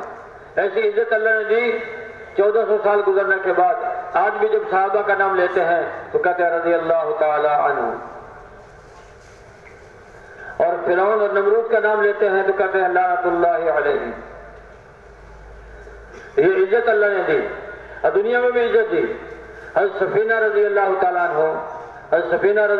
عنہ ایک دفعہ پانی کے جہاز میں جا رہے ہیں، وہ جہاز ٹکرایا اور ٹکرا کے جو ہے اس کے تختے الگ الگ ہو گئے، ایک تختے پر بیٹھے ہوئے جا رہے ہیں تو سمندر کے کنارے پر تختہ لگا، باہر نکلے دیکھا جنگل ہے اور جنگل میں شیر ہیں، شیروں والا جنگل۔ ایک شیر نے دیکھا تو ان کو کھانے کے لیے بھاگا، جب قریب آیا تو سفینہ رضی اللہ عنہ نے کہا اے ابو الحارث، یہ شیر کی کنیت ہے، اے ابو الحارث میں محمد صلی اللہ علیہ وسلم کا غلام ہوں۔ وہی شیر نے گردن جھکا دی، تو پھر ان کو لے کے چلا، شیر آگے آگے سفینہ پیچھے پیچھے، راستے میں اگر کوئی جانور آتا اس کو مار بھگاتا، جنگل سے ان کو پار کر دیا۔ پھر ایک آواز نکالی، سفینہ فرماتے میں سمجھ گیا یہ ایسی آواز ہے جیسے الوداع کرنے والے کی آواز ہوتی ہے، اب یہ مجھے الوداع کر کے خود واپس جانا چاہتا ہے۔ میرے قریب آیا، مجھے دھکا دیا اور پھر جنگل کی طرف چلا گیا۔ یہ عزت اللہ نے دنیا میں دی، عزت دنیا میں دی۔ حضرت عبداللہ ابن عمر رضی اللہ تعالی عنہما ایک دفعہ جا رہے تھے لوگ، جب میں پوچھا کیا بات ہے کہ راستے میں کوئی شیر وغیرہ آیا ہوا ہے، نہ لوگ آگے جا سکتے ہیں نہ ادھر والے ادھر آ سکتے ہیں، تو ادھر کے لوگ ادھر ہیں، ادھر کے لوگ ادھر ہیں۔ آگے بڑھ کے شیر کا کان پکڑ کے اس کا کان بھروڑا، کہا اگر کہ اللہ نے کسی کے کھانے پر مسلط کیا تو کھا اور جا، لوگوں کو پریشان نہ کر، راستہ چھوڑ۔ تو وہ دم دبا کے بھاگ گیا۔ پھر حضرت عبداللہ ابن عمر رضی اللہ عنہ فرمانے لگے، اگر ابن آدم اللہ کے سوا کسی اور سے نہ ڈرے، اللہ اپنے غیر کو اس پر مسلط نہیں ہونے دے گا، اپنے غیر کے اس پر مسلط نہیں ہونے دے گا۔ تو یہ دنیا میں بھی اللہ نے ان کو عزت دی، جب ان کا یقین بن گیا کہ شیر سے نہیں ہوتا، اللہ کرتے ہیں، اس کے ہاتھ میں نفع نقصان نہیں ہے، اللہ کے ہاتھ میں ہے، تو پھر اللہ نے انہی جانوروں کو ان کے لیے مسخر کر دیا، تو اگر ہم اللہ کو مانیں، اللہ کی مانیں، تو اللہ رب العزت کی مدد ہمارے ساتھ ہو جائے گی۔ جب اس کے ساتھ اللہ ہو جاتا ہے تو پھر اس کا کوئی بال بیکا نہیں کر سکتا۔ اللہ کی مدد ساتھ لینے کے لیے حضرت محمد صلی اللہ علیہ وسلم کا طریقہ اختیار کرنا پڑے گا۔ تو یہ لا الہ الا اللہ محمد رسول اللہ کی دعوت اللہ کے نبی نے چلائی ہے۔ مکے میں 13 سال یہ دعوت چلی ہے، مکے میں 13، نہ نماز فرض ہے اس وقت، نہ روزہ ہے، نہ زکات۔ مکی زندگی کے آخر میں نماز فرض ہوئی ہے، سالہ سال تک لا الہ الا اللہ محمد رسول اللہ کی دعوت۔ اگر ہم بھی اپنا ایمان بنانا چاہتے ہیں، اور کمزور ایمان والے مسلمان جن کا ایمان ان کو نماز پہ نہیں لاتا، جن کا ایمان ان کو حرام سے نہیں روکتا، اور جن کا ایمان کمزور ہے وہ لوگوں پر ظلم زیادتی کرتے ہیں، اس سے نہیں رکتے، تو ان کو بھی اسی کی دعوت دینی پڑے گی۔ اس دعوت سے ان کے ایمان میں قوت آئے گی۔ جب ایمان میں قوت آئے گی تو وہ خود ہی نیکیوں پر پڑیں گے اور برائیوں کو چھوڑیں گے۔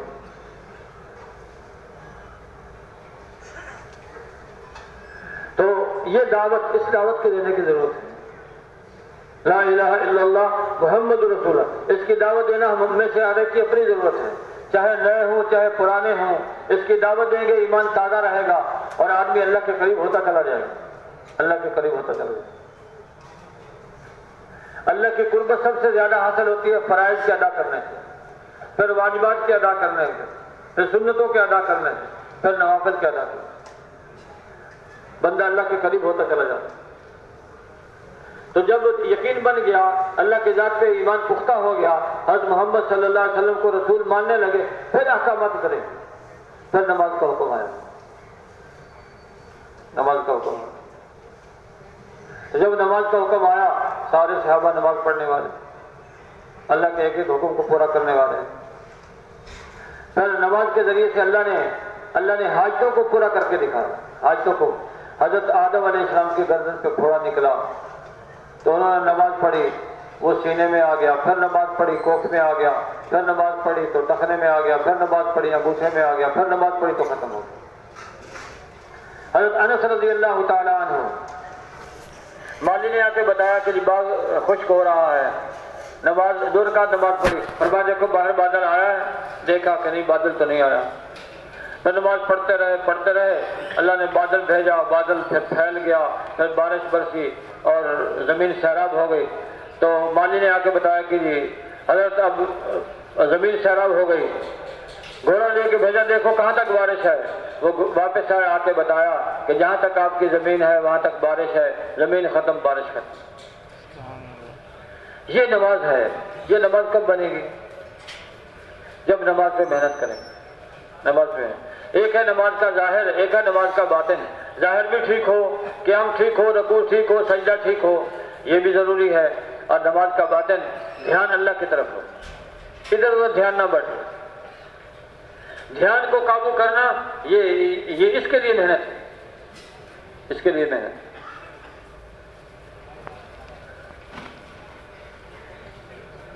ایک صورت نماز ہے، ایک حقیقت نماز ہے۔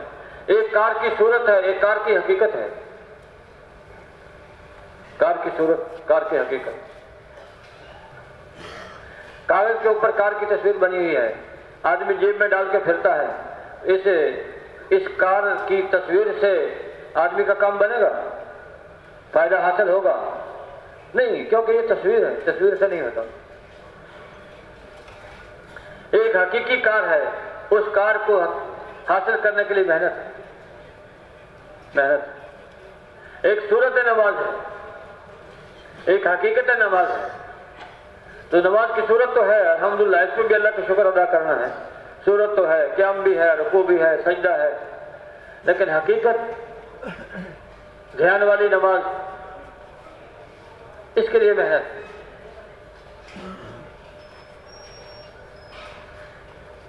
اور وقت فارغ کر کے روزانہ آدمی نماز پہ مشق کرے، 2 رکعت پڑھے، دھیان بٹ گیا تو یہ 2 رکعتیں پوری کر کے اور 2 رکعت اور 2 رکعت، انشاءاللہ ایک نہ ایک دن دھیان والی نماز نصیب۔ جب نماز دھیان والی ہو جائے گی پھر اس نماز سے ہماری تھکاوٹ دور ہوگی، یہ نماز ہماری آنکھوں کی ٹھنڈک بنے گی، اس نماز سے اللہ ہمارے کام بنائے گا، اس نماز سے اللہ ہمارے کام۔ آپ علیہ السلام کے زمانے میں ایک صحابی تجارت کیا کرتے تھے، تو مال تجارت لے جا کے ادھر ادھر سے سامان خریدتے بیچتے۔ ایک دفعہ ایک ڈاکو مل گیا، کہا سارا سامان رکھ دو باہر، جو تمہارے پاس مال ہے، مال اس کو دے دیا۔ قتل کرنے لگے، کہا قتل نہ کرو، آپ کا مقصد ہے سامان لے لو، کہا نہیں قتل بھی کرنا ہے، کہا اچھا مجھے نماز پڑھنے دو۔ انہوں نے نماز کی نیت باندھی اور پھر اللہ سے دعا کی، 1 دفعہ دعا، 2 دفعہ، 3 دفعہ۔ اللہ نے ایک فرشتہ بھیجا، فرشتہ آیا، آ کے اس ظالم کو قتل کیا، پھر اس کی طرف بڑھا، کہا اب آپ زیادہ دیر جہنم جا سکتے ہیں۔ کہا ایسا مجھے بتا دے تو ہے کون؟ کہا جب تو نے پہلی دفعہ دعا مانگی اور دوسری دفعہ دعا مانگی اور تیسری دفعہ دعا مانگی، میں نے کہا باری تعالیٰ کوئی شخص ہے جس کو مدد کی ضرورت ہے، میں اس کی مدد کرنے کے لیے تیار ہوں، تو میں آپ کی مدد کے لیے، میں چوتھے آسمان کا فرشتہ ہوں۔ یہ اللہ نے اس کی مدد کی۔ تو بنی ہوئی نماز پہ یہ مددیں اتریں گی، بنی ہوئی نماز۔ تو نماز کو بنانے کے لیے محنت ہے، محنت ہے، بار بار نماز۔ ایک ہے نماز کا پڑھنا، ایک ہے نماز کا قائم کرنا۔ اقیم الصلاۃ کا حکم ہے، نماز کو قائم کرو۔ نماز کا قائم کرنا کیا ہے؟ آداب اور مستحبات کے ساتھ وضو کیا، اور اتنا پہلے مسجد میں آ گئے کہ اب کچھ نوافل جو تحیۃ المسجد، تحیۃ الوضو وغیرہ پڑھ کے یا کچھ سنتیں وغیرہ وہ پڑھ کے بیٹھے ہیں، اب نماز کے انتظار میں بیٹھے ہیں۔ انتظار الصلاۃ فی الصلاۃ، نماز کے انتظار میں جو وقت گزرتا ہے اس پہ بھی نماز کا ثواب ملتا ہے۔ اب نماز کے انتظار میں بیٹھے ہیں اور ثواب مل رہا ہے۔ نماز کھڑی ہوئی تو خشوع و خضوع کے ساتھ نماز ادا کر لی، خشوع و خضوع کے ساتھ۔ تو ایسی نمازوں سے اللہ ہمارے کام بنائے، ایسی نمازوں سے کام بنائے۔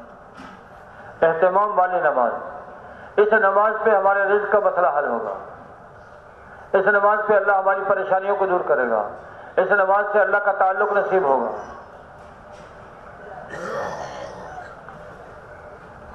تو یہ نماز جس سے سارے مسائل اللہ پاک حل فرمائے گا، اس کو بنانے کی ضرورت ہے۔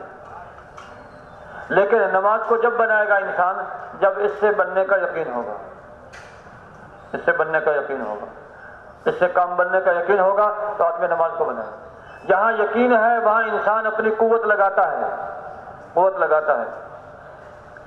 ایک مزدور کارخانے کا مزدور کارخانے پہ کھڑا ہو کے کام کر رہا ہے اور گرمی کا موسم ہے، پسینے میں شرابور ہے، مشینوں کی گرمی، پھر مکان کی گرمی، اور اس گرمی کے اندر سے موسم کی گرمی، 3 گرمیوں کو برداشت کر کے صبح سے شام تک 8 گھنٹے اور 12 گھنٹے مشین پہ کھڑا ہوا ہے۔ کیوں؟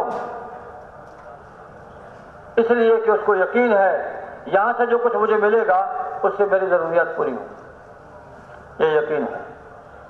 ایک زمین والا سردی کے موسم میں، سخت سردی کی رات ہے، کندھے پر کسی ہے، رات کے 2 بجے ہیں، گرم بستر کو چھوڑا ہے، ٹھنڈے پانی میں کھڑے ہو کے پانی پھیلا رہا ہے، سانپ بچھو کا بھی ڈر ہے، ورنہ زکام بخار تو ہو ہی جائے گا۔ تو کس لیے یہ ساری محنت کر رہا ہے؟ اس لیے کر رہا ہے اس کو یقین ہے کہ 4-6 مہینے کے بعد فصل آئے گی، میری ضروریات پوری ہوں گی۔ تو جیسے یہ اسباب ہیں ایسے اعمال کو بھی اللہ نے سبب بنایا۔ نماز سبب ہے، دعا سبب ہے، روزہ سبب ہے۔ تو ان اعمال میں لگیں گے، ان اعمال کی وجہ سے بھی اللہ رب العزت ہمارے کاموں کو بنائے گا۔ لیکن جب نماز بنی ہوئی ہوگی تو اس کے لیے محنت ہے، اس کے لیے کوشش ہے، نماز کو بنانا ہے، نماز کو سیکھنا ہے، قیام کو سیکھنا ہے، رکوع کو سیکھنا ہے، اور جو کچھ پڑھا جاتا ہے نماز کے اندر اس کو سیکھنا ہے، نماز کے مسائل کو سیکھنا ہے، اس کے فرائض ہیں، اس کے واجبات ہیں، اس کی سنتیں ہیں، مفسدات صلاۃ ہے، وضو کا طریقہ ہے، نواقض وضو ہے، یہ ساری چیزیں سیکھنے سے تعلق ہے۔ اور نماز اور عبادت قبول جب ہوگی جب آدمی کے جسم میں غذا حلال غذا جائے گی، حلال غذا، حرام سے بچنا ہے، حلال کو اختیار کرنا ہے۔ اس لیے کاروبار میں اگر پاکیزگی نہیں ہوگی تو یہ جو کاروبار ہمارا ہے اگر اس کے اندر شریعت کی خلاف ورزی ہو رہی ہے تو اس سے جو مال حاصل ہوگا جب ہمارے پیٹوں میں جائے گا تو اس جسم سے پھر عبادت نہیں ہوگی، کچھ اور ہی نکلے گا، اور یہ مال جب ہماری اولادوں کے پیٹوں میں جائے گا تو وہ اولادیں والدین کی آنکھوں کی ٹھنڈک کا ذریعہ نہیں بنے گی، وہ کسی اور چیز کا ذریعہ بنے گی۔ جہاں حکم ٹوٹے گا وہاں پریشانیاں آئیں گی، پریشانیوں کے دروازے کھلیں گے، اور جہاں اللہ کے حکم کی اطاعت ہوگی، اللہ کا حکم پورا کیا جائے گا، وہاں خیروں کے دروازے کھلیں گے، برکتوں کے دروازے کھلیں گے۔ اس لیے پوری زندگی حضرت محمد صلی اللہ علیہ وسلم کے طریقے، ہماری عبادات بھی حضرت محمد صلی اللہ علیہ وسلم کے طریقے پر ہوں، ہمارے معاملات بھی حضرت محمد صلی اللہ علیہ وسلم کے طریقے پر ہوں، ہمارے اخلاقیات بھی حضرت محمد صلی اللہ علیہ وسلم کے طریقے پر ہوں، ایک ایک چیز نبی کے طریقے پر۔ عبادت بھی اللہ کو پسند نہیں ہے بغیر نبی کے طریقے والی عبادت، اپنی مرضی سے عبادت کریں گے عبادت قبول نہیں۔ اس لیے ہر چیز کو سیکھنا ہے، ہر چیز کو سیکھنا ہے، حلال حرام جائز ناجائز، جو آدمی جس حیثیت میں ہے اس اعتبار سے جو اللہ کا حکم اس طرح متوجہ ہے اس کو سیکھ کے عمل کرے گا تو اللہ کی مدد اس کے ساتھ ہوگی، احکامات کے ساتھ اللہ کی مدد۔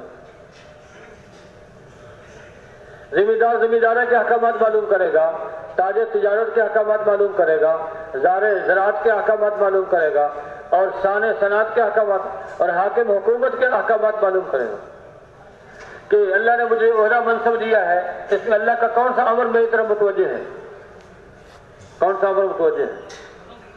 اگر آدمی معلوم کر لے گا، بعض احکامات ایسے ہوتے ہیں تھوڑا سا آگے پیچھے کرنے سے وہ کام شریعت کے مطابق ہو جاتا ہے، اور تھوڑی سی غفلت سے وہ کام شریعت سے ہٹ جاتا ہے۔ اس لیے معلوم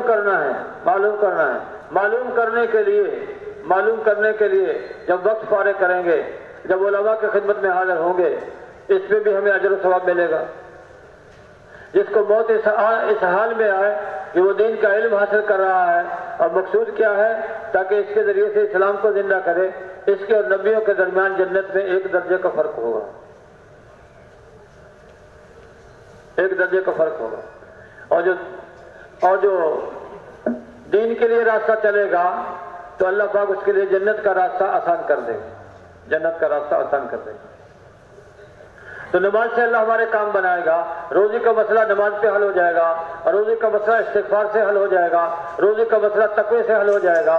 تو یہ اسباب ہیں جس سے اللہ پاک ہمارے رزق میں برکت عطا فرمائے گا۔ من یتق اللہ یجعل لہ مخرجا ویرزقہ من حیث لا یحتسب، جو تقوی اختیار کرے گا اللہ رب العزت ہر تنگی سے راستہ نکالے گا، بے گمان جگہ سے رزق عطا فرمائے گا۔ استغفار کی کثرت کرے گا اللہ بے گمان جگہ سے رزق دے گا۔ من لزم الاستغفار جعل اللہ لہ من کل ضیق مخرجا ومن کل ہم فرجا ورزقہ من حیث لا یحتسب، جو آدمی استغفار کو لازم پکڑے گا اللہ ہر غم سے نجات دے گا، ہر تنگی سے راستہ نکالے گا، بے گمان جگہ سے رزق عطا فرمائے گا۔ اور جو درود پاک کی کثرت کرے گا اللہ پاک اس کو بھی بے گمان جگہ سے رزق عطا فرمائے گا۔ تو یہ اعمال ہیں، ان اعمال میں جب لگیں گے اللہ ہماری زندگی کو آسان کر دے گا، ہماری زندگی کو آسان کر دے گا۔ جو آدمی صبح کو 100 دفعہ سبحان اللہ کہے گا اور شام کو 100 دفعہ سبحان اللہ کہے گا تو یہ آدمی ایسا ہے جیسے 100 حج کیے۔ اور جو آدمی 100 دفعہ الحمدللہ صبح کو کہے گا اور 100 دفعہ الحمدللہ شام کو کہے گا، یہ ایسا ہے جیسے 100 غلام آزاد کیے، جیسے 100 گھوڑے جہاد میں لیے، جیسے 100 گھوڑے جہاد میں لیے۔ اور جو آدمی 100 مرتبہ صبح کو لا الہ الا اللہ کہے گا اور 100 مرتبہ شام کو لا الہ الا اللہ کہے گا، یہ آدمی ایسا ہے جیسے حضرت اسماعیل علیہ السلام کی اولاد میں سے 100 غلام آزاد کیے۔ اور جو آدمی 100 دفعہ اللہ اکبر صبح کو کہے گا اور 100 دفعہ اللہ اکبر شام کو کہے گا تو اس دن اس سے عبادت میں کوئی نہیں بڑھ سکتا مگر وہ آدمی جو اس کلمے کو اس سے زیادہ کرے۔ تو کتنا آسان کر دیا، کتنا آسان اللہ پاک نے فرمایا۔ نیکیاں حاصل کرنے کے لیے اللہ نے کتنا آسان طریقہ بتا دیا۔ اللہ کے نبی کے ذریعے سے یہ پیغام ہمارے تک پہنچ گیا۔ تو جب ہم اللہ کا ذکر کرتے ہیں تو ذکر کی وجہ سے اللہ رب العزت دلوں میں اطمینان عطا فرماتا ہے۔ مال سے اطمینان نہیں ملے گا، اسباب کی کثرت سے اطمینان نہیں ملے گا۔ اللہ کا ذکر کریں گے اللہ دلوں میں اطمینان نصیب فرمائے گا، دلوں میں اطمینان نصیب فرمائے گا۔ اور جو آدمی ظہر کی نماز کے بعد 100 مرتبہ درود پاک پڑھے گا تو اگر یہ مقروض ہے تو اس کا قرضہ ادا ہو جائے گا، اگر مقروض نہیں ہے تو قرضہ ادا ہو جائے گا، اور ورنہ یہ مقروض نہیں ہوگا۔ 100 دفعہ ظہر کی نماز کے بعد درود پاک پڑھے گا، مقروض نہیں ہوگا، مقروض ہے تو قرضہ ادا ہو جائے گا۔ اللہم صلی علی محمد وعلی آلہ وبارک وسلم، اللہم صلی علی محمد وعلی آلہ وبارک وسلم۔ ایک شخص اللہ کے نبی کی خدمت میں حاضر ہوئے، اے اللہ کا رسول، فقر و فاقہ نے میری طرف منہ کر لیا، دن بڑی تنگی ترشی کے ساتھ گزرنے لگے، کیا کروں؟ آپ نے ارشاد فرمایا تم وہ ملائکہ کی دعا کیوں نہیں پڑھتے؟ طلوع صبح صادق کے بعد، صبح صادق جب طلوع ہو جائے اس کے بعد یہ کلمات 100 دفعہ پڑھا کرو، سبحان اللہ و بحمدہ، سبحان اللہ العظیم و بحمدہ، استغفر اللہ، سبحان اللہ و بحمدہ،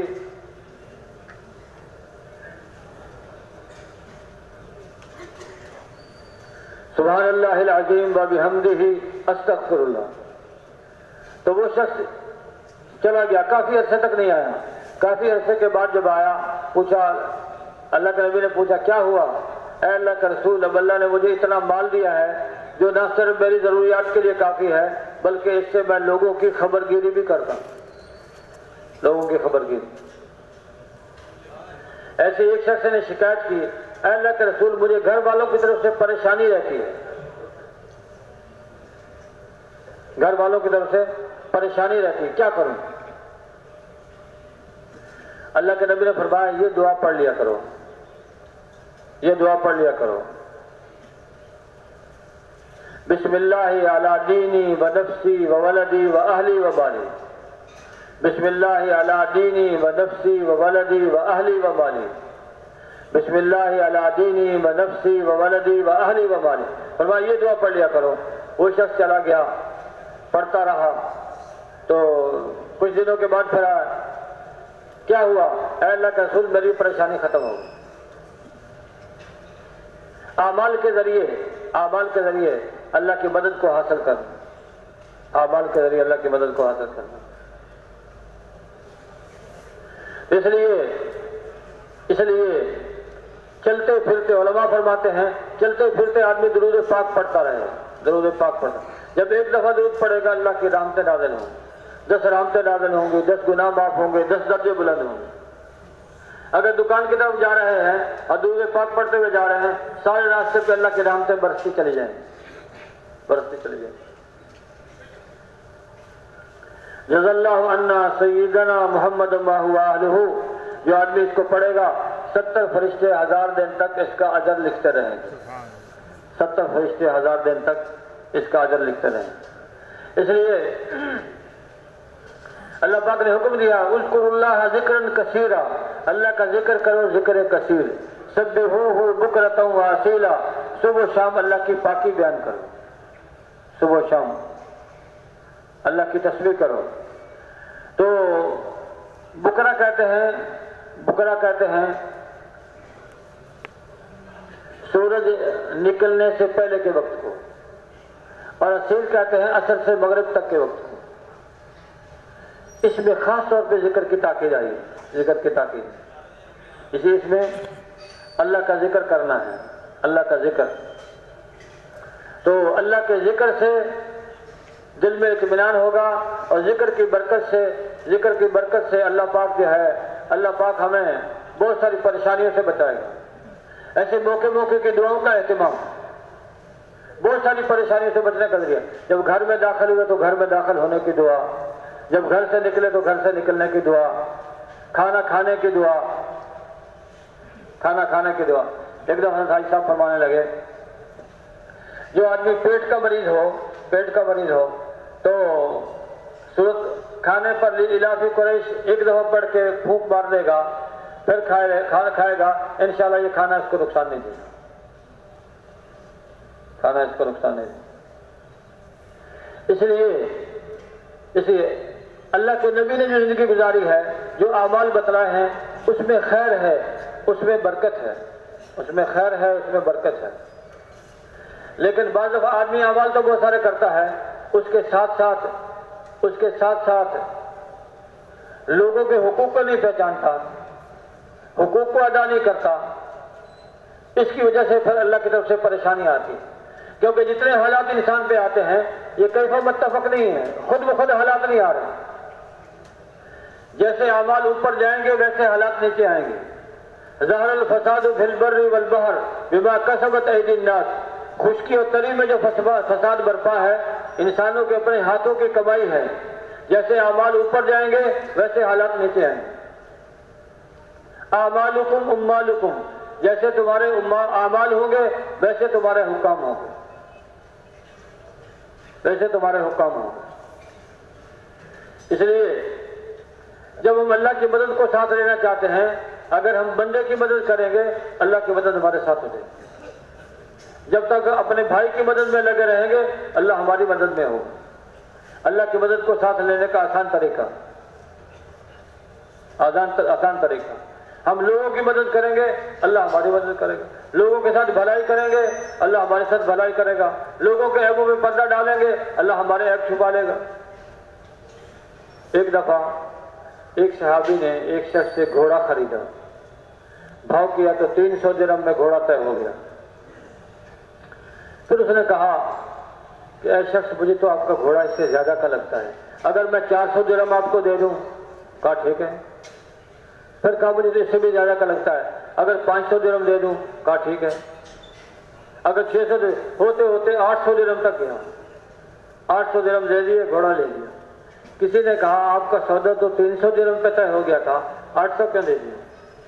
کہا نہیں، میں نے اللہ کے نبی سے وعدہ کیا تھا میں لوگوں کے ساتھ بھلائی کروں گا، اس لیے اس کا گھوڑا باقی اتنے کا تھا، اس لیے میں نے اتنے پیسے لیے۔ جب ایسے معاملات ہمارے ہوں گے آپس میں محبتیں پیدا ہو جائیں، محبت۔ تو غریب مالدار کے لیے اپنی جان پیش کرے گا، اور مالدار غریب کا خیر خواہ ہوگا جب ایسے معاملات ہوں گے، ایسے معاملات ہوں گے۔ لوگوں کو ہم معاف کریں گے اللہ پاک ہمیں معاف فرمائے۔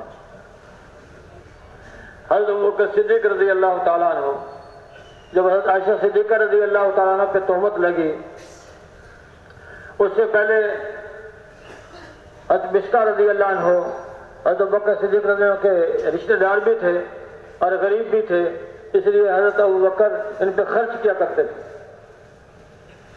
تو جب تہمت لگی اور تہمت لگانے والا رئیس المنافقین عبداللہ ابن ابی ابن سلول، اس نے ایسی شہرت دی، ایسا عام کیا اس کو، اور ایسا ہر جگہ یہی تذکرے، ہر جگہ یہی باتیں، تو کچھ سادہ لو صحابہ بھی ان کی زبان پہ بھی وہی بات آ گئی جو یہ کہہ رہا تھا، اس میں حضرت مشکا رضی اللہ عنہ کی زبان پہ بھی یہ بات آ گئی۔ لیکن جب اللہ پاک نے حضرت عائشہ صدیقہ رضی اللہ تعالی عنہا کی برات قرآن میں اتاری تو پھر حضرت ابوبکر صدیق رضی اللہ عنہ کو غصہ آیا کہ بستہ جس پہ جو میرے رشتہ دار اور جس پہ میں احسان کرتا تھا اس نے کسی بات کا خیال نہ رکھا، اس کی بھی زبان پہ یہ بات آ گئی، قسم کھا لی آئندہ میں بستہ پہ کچھ خرچ نہیں کروں گا۔ اللہ نے قرآن کی آیت اتار دی کہ فضل والوں کے لیے مناسب نہیں ہے، فضل والوں کے لیے مناسب نہیں ہے کس طرح کی قسمیں کھا لیا کریں۔ پھر جب یہ آیت اتری تو حضرت ابوبکر صدیق رضی اللہ عنہ نے جتنا پہلے خرچ کرتے تھے اتنا دوبارہ خرچ کرنا شروع کر دیا، جتنا پہلے خرچ کرتے تھے اس کا دگنا دوبارہ خرچ کرنا شروع کر دیا۔ عبداللہ ابن ابی ابن سلول یہ تو منافقت میں ہی مرا، بڑی مخالفت کی، سب سے زیادہ تکلیف علماء فرماتے ہیں آپ علیہ السلام کو حضرت عائشہ صدیقہ رضی اللہ عنہ پر جو تہمت لگی اس واقعے سے سب سے زیادہ تکلیف ہوئی، اور یہ تکلیف پہنچانے والا عبداللہ ابن ابی ابن سلول۔ لیکن اللہ کے نبی کا اس کے ساتھ کیا معاملہ ہے؟ ان کے بیٹے، ان کا نام بھی عبداللہ ہے، وہ مسلمان ہو گئے، صحابی پکے مسلمان۔ تو جب عبداللہ ابن ابی ابن سلول مرنے لگا تو مرنے کے بعد ان کے بیٹے آپ علیہ السلام کی خدمت میں حاضر ہوئے۔ اللہ کا رسول اگر آپ اپنا جبہ مبارک دے دیں، اس میں اپنے باپ کو کفن دے دوں، ہو سکتا ہے اللہ ان کی بخشش کر دے۔ آپ نے اپنا جبہ مبارک ان کو دے دیا، جاؤ لے جاؤ۔ پھر جب کفن دے دیا پھر حاضر ہوئے، اللہ کا رسول یہ ممکن ہے کہ آپ ان کا نماز جنازہ پڑھا دیں، ہو سکتا ہے اللہ ان کی بخشش فرما دیں۔ آپ علیہ السلام ان کا نماز جنازہ پڑھانے کے لیے تیار ہو گئے۔ جب کھڑے ہوئے تو حضرت عمر آ گئے، اللہ کا رسول رئیس المنافقین ہے، آپ ان کا جنازہ پڑھاتے ہیں۔ فرمایا عمر اللہ نے مجھے منع نہیں کیا اس لیے میں جنازہ پڑھاؤں گا، جنازہ پڑھا دیا۔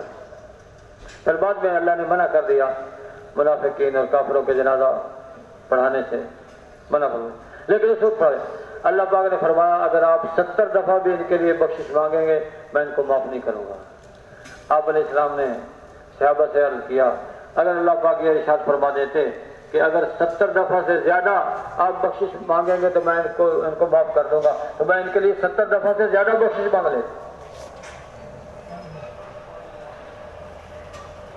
یہ اللہ کے نبی کے معاملات، یہ اللہ کے نبی کے اخلاق ہیں۔ یعنی اتنے بڑے دشمن کو بھی اللہ کے نبی نہیں چاہتے کہ دوزخ کی آگ میں چلا جائے، دوزخ کی آگ میں چلا جائے۔ ایک آدمی دوسرے کو لاکھوں روپے دے دیتا ہے، اس کی مدد کرتا ہے، یہ بھی اس کا اکرام ہے، لیکن سب سے بڑا اکرام کیا ہے؟ ایک آدمی دوزخ کے راستے پہ جا رہا ہے، دوسرا آدمی پیار محبت سے اس کو جنت کے راستے پہ ڈال دیتا ہے، تو یہ سب سے بڑا اکرام ہے۔ ہمیشہ کے نقصان سے بچ گیا، ہمیشہ کے نقصان سے۔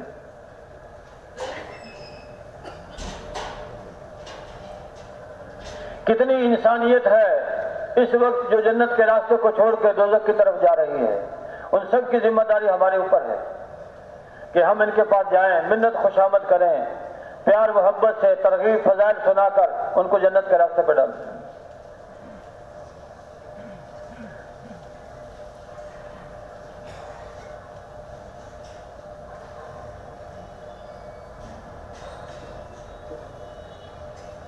یہ کام ہے، یہ محنت ہے جو نبیوں کی زندگی سے ملتی ہے، یہ محنت نبیوں کی زندگی سے ملتی ہے، یہ کام نبیوں سے ملتا ہے۔ لوگوں نے نبیوں کے ساتھ کیا کچھ نہیں کیا، لیکن نبی پھر بھی ان کے بارے میں ان کے لیے دعا گو ہی رہے، دعا گو ہی رہے۔ قبیلہ دوس، حضرت طفیل بن عمر دوسی رضی اللہ عنہ حاضر خدمت ہوئے، اے اللہ کا رسول میں نے اپنے قبیلے کو اسلام کی دعوت دی ہے، انہوں نے دعوت نہیں مانی، آپ ان کے خلاف بد دعا فرما دیں۔ آپ نے ہاتھ اٹھا لیے۔ اب لوگوں نے دیکھا کہ اللہ کے نبی نے ہاتھ اٹھا لیا، اب قبیلہ دوست تو ہلاک ہو جائے گا، لیکن آپ تو رحمت کے نبی ہیں، 3 دفعہ دو اللہم اہدی دوسن باتی بہم، اللہم اہدی دوسن باتی بہم، اللہم اہدی دوسن باتی بہم۔ اے اللہ دوست قبیلے کو ہدایت عطا فرما، ان کو ہمارے پاس لے آ، دوست قبیلے کو ہدایت عطا فرما۔ 3 دفعہ دعا مانگی اور پھر چلتے چلتے آگے چل کے قبیلہ دوست اللہ پاک نے اس کو ہدایت عطا فرما۔ تو نبی کا سینہ بڑا وسیع ہوتا ہے، نبی کا سینہ بڑا۔ تو ہم نبیوں کا کام کرنے والی امت ہیں، نبیوں کا کام کرنے والی امت ہیں۔ نبوت کا دروازہ تو اللہ پاک نے آپ علیہ السلام پہ بند فرما دیا، اب قیامت تک کسی کو نبوت نہیں ملے گی، لیکن نبیوں کا کام کرنے والی امت ہے۔ ہمیں بھی سینہ وسیع رکھنا ہے، ہمیں بھی سینہ وسیع رکھنا ہے، اپنوں کے لیے بھی بیگانوں کے لیے۔ جیسے حضرت یوسف علیہ السلام، بھائیوں نے ظلم ڈھایا، باپ سے جدا کیا، 40 سال کے بعد ملاقات ہوئی، 40 سال کے بعد ملاقات ہوئی، پھر بھائی غلہ لینے کے لیے آئے، ان کے ساتھ حسن سلوک کیا، حسن سلوک کیا، اور پھر جب بات کھل کے سامنے آ گئی کہ یہ یوسف ہیں، تو پھر بھائیوں نے کہا یوسف ہمارے سے غلطی ہوگی، ہمیں معاف کر دیں۔ پھر معاف کرنے میں دیر نہیں لگی، کیا فرمایا؟ لا تثریب علیکم اليوم، آج کے دن تمہارے اوپر کوئی حرج نہیں۔ وہ تو شیطان ہمارے درمیان آ گیا تھا، شیطان ہمارے درمیان آ گیا تھا، اس لیے آپ تو میرے بھائی ہیں، صفائی بھی بیان کی۔ اگر ہم دعوت کا کام کرنا چاہتے ہیں تو پھر نبیوں والے اخلاق اختیار کرنے پڑیں گے، نبیوں والے اخلاق۔ لوگوں کو معاف کرنا پڑے گا۔ جس کو ہم نے پولیس میں پکڑوایا ہوگا تو کل کو اس کے دروازے پر گشت لے کے نہیں جا سکتے، گشت لے کے نہیں۔ تبلیغ کی وجہ سے بہت سارے جائز کام بھی چھوڑنے پڑ جائیں گے، اپنا حق ہے۔ حدیث میں صاف آتا ہے جو آدمی اپنے حق کا مطالبہ اس لیے چھوڑ دیتا ہے، اگر میں حق کا مطالبہ کروں گا اس سے جھگڑا پیدا ہو جائے گا، جھگڑے سے بچنے کے لیے اپنے حق کا مطالبہ چھوڑ دیا، ایسے شخص کو اللہ پاک جنت کے بیچ میں محل عطا فرمائے۔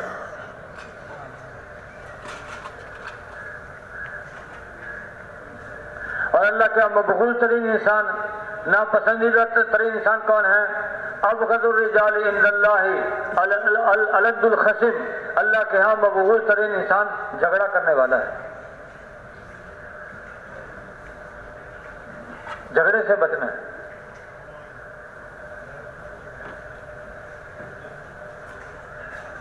ان اللہ رفیق یحب الرفق، اللہ پاک نرمی کرنے والا ہے، نرمی کو پسند فرماتا ہے۔ نرمی آدمی کو زینت دیتی ہے، سختی آدمی کو عیبدار بناتی ہے۔ جو کام نرمی سے نکلتا ہے نہ وہ سختی سے نکلتا ہے، نہ وہ کسی اور طرح سے نکلتا ہے۔ ہم لوگوں کے ساتھ نرمی کریں گے، اللہ ہمارے ساتھ نرمی کرے گا۔ آپ علیہ السلام نے آخر زندگی کے آخر میں فرمایا تھا صحابہ سے کہ اب میرے پاس کسی کی کمی لے کے نہ آیا کرو، میں چاہتا ہوں دنیا سے جب جاؤں تو سب کی طرف سے میرا دل صاف ہو۔ سب کا یہ دل کا صاف ہونا یہ بھی عبادت ہے، یہ جنت میں داخل کرنے والا عمل ہے، دل کا صاف ہونا جنت میں داخل کرنے والا۔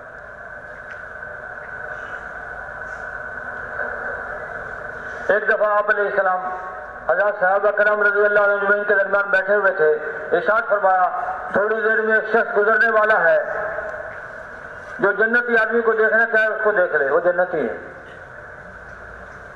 تھوڑی دیر کے بعد ایک شخص آیا، تازہ وضو کر کے آیا تھا، نالین مبارک ہاتھ میں پکڑے ہوئے تھے اور داڑھی مبارک سے جو ہے وہ پانی کے قطرے گر رہے تھے۔ لوگوں نے دیکھا، دوسرے دن پھر اللہ کے نبی نے یہی بات ارشاد فرمائی کہ تھوڑی دیر میں ایک شخص گزرنے والا ہے، وہ جنتی ہے، جس نے جنتی کو دیکھنا تو اس کو دیکھ لے۔ تو دوسرے دن وہی شخص اسی حیت کے ساتھ گزرا، تیسرے دن پھر اللہ کے نبی نے یہی بات فرمائی۔ تو پھر اللہ کے نبی اٹھ کے تشریف لے گئے، ایک شخص ان کے پیچھے ہو لیا، کہا ایک شخص مجھے آپ سے کوئی کام ہے، میں آپ کے پاس 2-3 دن کے لیے ٹھہرنا چاہتا ہوں، آپ کے پاس گنجائش ہے؟ ہاں میرے پاس گنجائش ہے۔ یہ چلا گیا، ان کے پاس ٹھہرا، 1 دن 2 دن، جب تیسرے دن ہوا انہوں نے صاحب بتا دیا اے شخص مجھے تیرے سے کوئی کام نہیں تھا، بس ایک غرض تھی میری، میں دیکھنا چاہتا تھا۔ اللہ کے نبی نے فرمایا یہ آدمی جنتی ہے، مجھے تو آپ کے اندر کوئی بات نظر نہیں آئی، میں نے آپ کو دیکھا آپ رات کو بستر پر آتے ہیں، تھوڑی دیر ذکر کرتے ہیں، پھر سو جاتے ہیں، تہجد بھی نہیں پڑھتے، میرے دل میں آپ کی برائی آنے لگی تھی، اب آپ ہی بتا دیں وہ کیا عمل ہے جس کی وجہ سے اللہ کے نبی نے فرمایا یہ جنتی ہے۔ اس نے کہا بھائی میرے اندر تو کوئی عمل نہیں ہے، جو میری زندگی آپ نے دیکھی یہی ہے میری طرف۔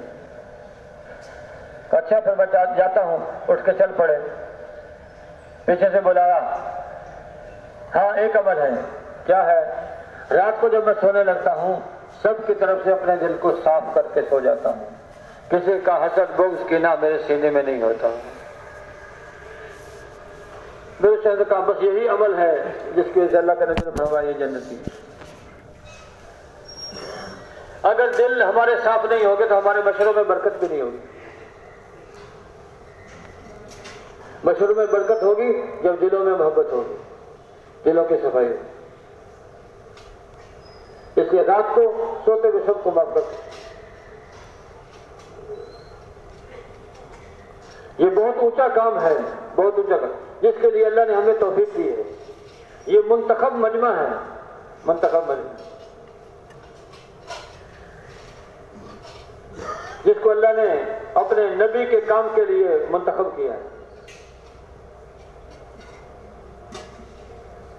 یہ نبی والی صفات چاہیے، نبی والی صفات، سینہ وسیع چاہیے، اپنوں کے لیے بھی بیگانوں کے لیے۔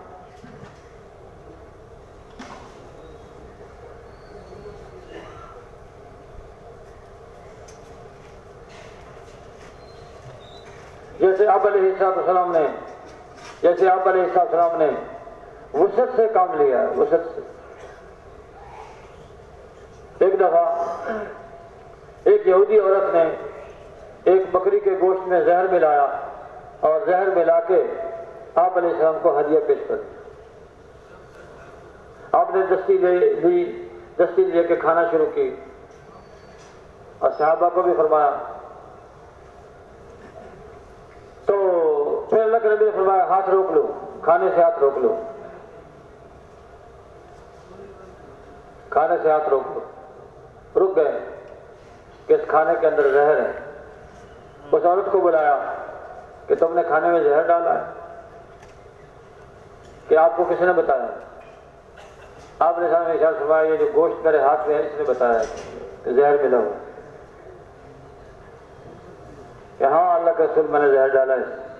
کیوں ڈالا ہے؟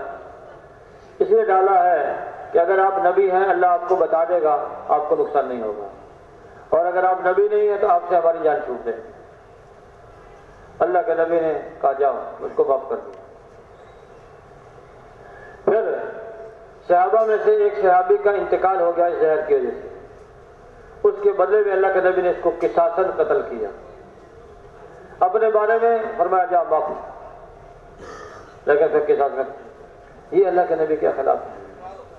ان اخلاق کو اختیار کرنا پڑے گا، اور اخلاق صرف باہر نہیں، بعض لوگ باہر تو بہت ماشاءاللہ لوگوں کی بڑی باتیں برداشت کرتے ہیں، اور گھر کے اندر نہیں، گھر کے اندر بھی نبی والے اخلاق ہی چلیں گے، گھر کے اندر بھی نبی والے اخلاق۔ ایک دفعہ آپ علیہ السلام اور کچھ صحابہ تشریف فرما تھے، تو حضرت عائشہ صدیقہ رضی اللہ تعالیٰ عنہا نے بھی کھانا پکانا شروع کیا، حضرت حفصہ رضی اللہ تعالیٰ عنہ نے بھی کھانا پکانا شروع کیا۔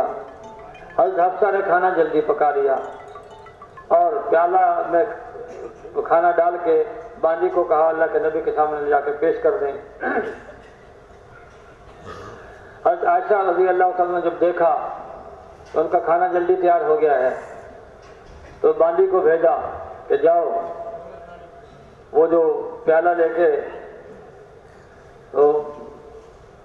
وہ کھانا آپ کی خدمت میں پیش کیا جا رہا ہے اس کو جا کے کونے مار کے گرا دو۔ وہ گئی، کونے ماری، کھانا گر گیا، پیالہ نیچے گر گیا، ٹوٹ گیا، کھانا بکھر گیا۔ اللہ کے نبی نے کھانے کو چنا، چن کے صحابہ سے इकट्ठा किया, इकट्ठा करके सहाबा को फरमाया खाओ, खाना खा लिया। इतने में हज़रत आयशा सिद्दीक़ा रज़ी अल्लाह अन्हा का खाना भी तैयार हो गया। उन्होंने अपना खाना भी भेज दिया अल्लाह के नबी की खिदमत में। अल्लाह के नबी ने वो खाना, वो प्याला भी, खाना भी उठा के हफ्सा रज़ी अल्लाह तआला को दे दिया, लो ये प्याले के बदले में प्याला होगा और ये खाना आप खा लें। हज़रत आयशा सिद्दीक़ा रज़ी अल्लाह अन्हा, अल्लाह के नबी के खिलाफ हज़रत आयशा सिद्दीक़ा रज़ी अल्लाह तआला अन्हा फरमाती हैं, अल्लाह के नबी ने मुझे कोई बात नहीं की, अल्लाह के नबी ने मुझे कोई बात नहीं। ये है अल्लाह के नबी के अखलाक घर वालों के साथ। अब हम देखें, घर में अगर हम तबलीग करना चाहते हैं, घर वालों को अमाल पे डालना चाहते हैं, हमारा और घर वालों का क्या मामला है? आप अलैहिस्सलाम इरशाद फरमाते हैं, सबसे अच्छा इंसान वो है जो अपने घर वालों के साथ अच्छा हो, और मैं अपने घर वालों के साथ सबसे ज्यादा अच्छा हूं। मैं अपने घर वालों के साथ सबसे ज्यादा अच्छा।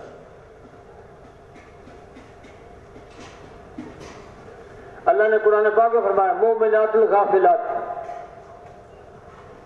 ईमान वालियां गफलत वालियां, उनकी तबीयत में अल्लाह ने गफलत रखी है, गफलत रखी है। बात बात पर टोकेंगे तो फिर उनको अमाल का नहीं कह सकेंगे, और अगर अल्लाह की रजा के लिए बर्दाश्त कर लेंगे उनकी इस गफलत को, फिर ऐसे जोर और मोहब्बत पैदा होगा जैसे आप अलैहिस्सलाम और अज़वाज मुतहरात में।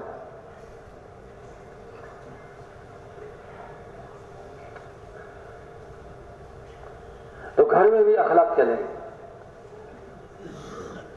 जैसे उसूल तबलीग के घर से बाहर है, ऐसे घर के अंदर भी तबलीग के उसूल।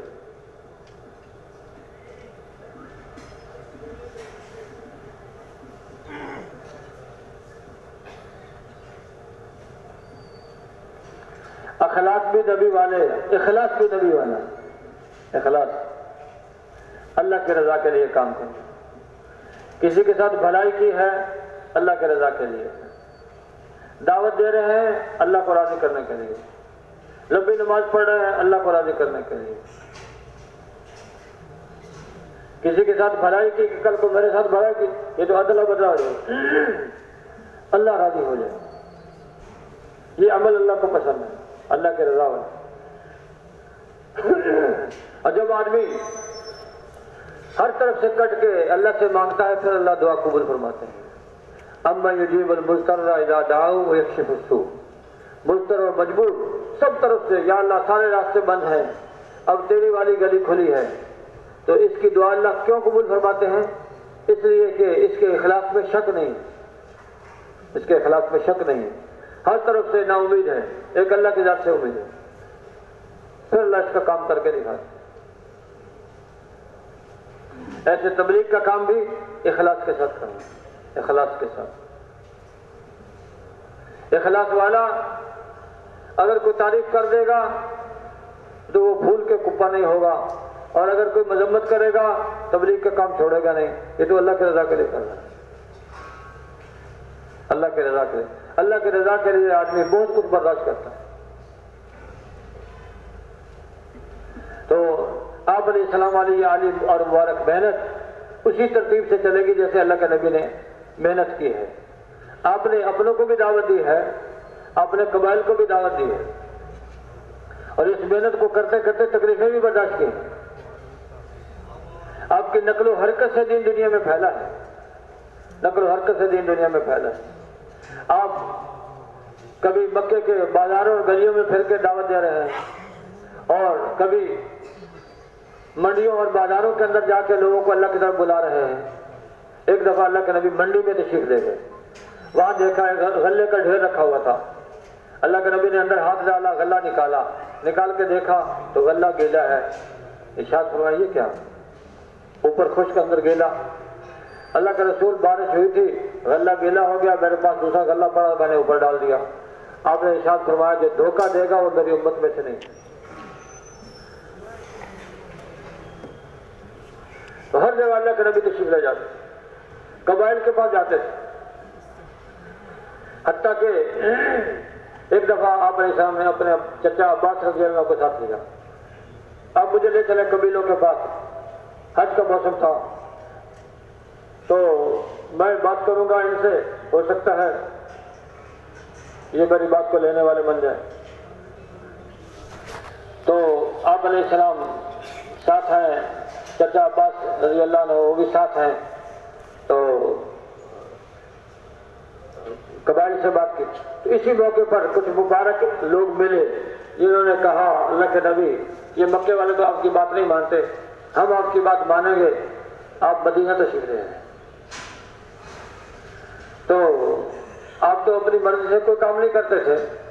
انتظار کیا، جب اللہ کا حکم ہجرت کرنے کا ہوا تو پھر ہجرت کرنے کے لیے تشریف لے گئے. تو پھر مدینے والوں نے آپ کا ساتھ دیا. تو اس کا ظاہری ذریعہ کیا بنا؟ نقل و حرکت. اللہ کے نبی نے حرکت کی، گشت کیا، حضرت عباس رضی اللہ عنہ کو ساتھ لیا. تو پھر ایسے لوگوں سے ملاقات ہو گئی.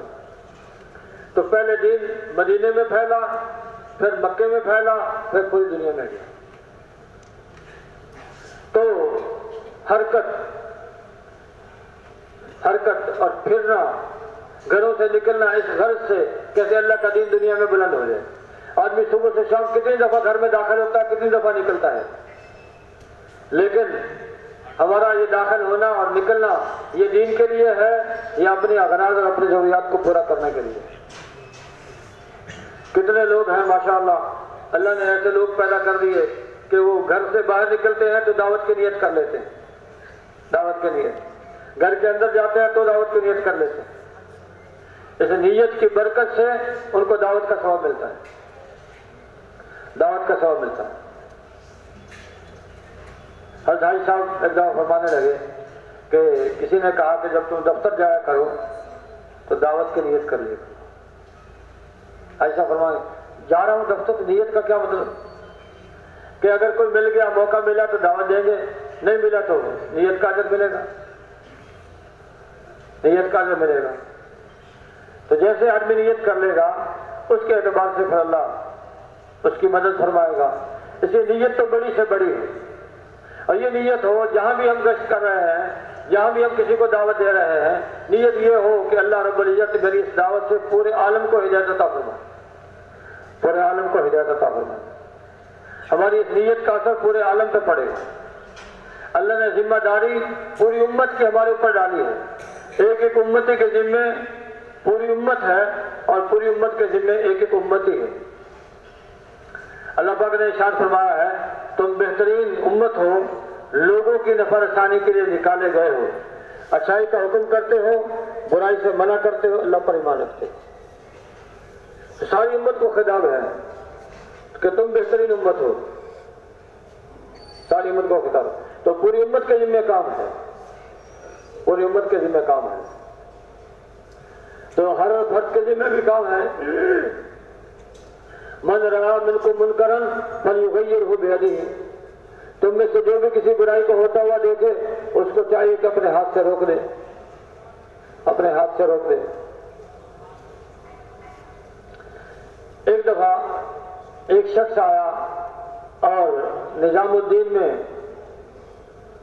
مرکز میں آ گیا. مرکز میں آ کے ناراض ہوا کہ تم یہاں بیٹھے ہوئے ہو اور وہ لوگ وہاں جو ہے یہ قبروں کو لوگ سجدے کر رہے ہیں. اور اللہ کے نبی نے فرمایا کہ یہ تم میں سے کسی منکر کو دیکھے اس کو چاہیے اپنے ہاتھ سے روکے، ورنہ زبان سے روکے، ورنہ دل میں برا جانا. کسی نے کہا یہ حدیث ہمارے لیے یا آپ کے لیے بھی ہے؟ کہ نہیں میرے لیے بھی ہے. پھر آپ نے جب دیکھا تو آپ نے کیا تغیر کی وہاں کہ میں وہاں گیا، میں نے ان کو روکا، منع کیا. پھر کیا ہوا؟ انہوں نے پکڑ کے مجھے مارا. اچھا تو آپ نے مار بھی کھا لی تو حدیث پہ عمل تو نہ ہوا. حدیث میں تو آتا ہے من رأى منکم منکرا فلیغیرہ بیدہ.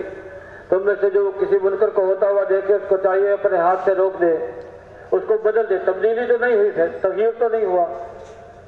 کیا اس کے بعد انہوں نے اس کو چھوڑ دیا جو کام وہ کر رہے تھے؟ کہیں چھوڑا تو نہیں ہے کہ پٹائی بھی ہو گئی یا کام بھی نہیں چھوڑا. حدیث پہ عمل تو نہ ہوا.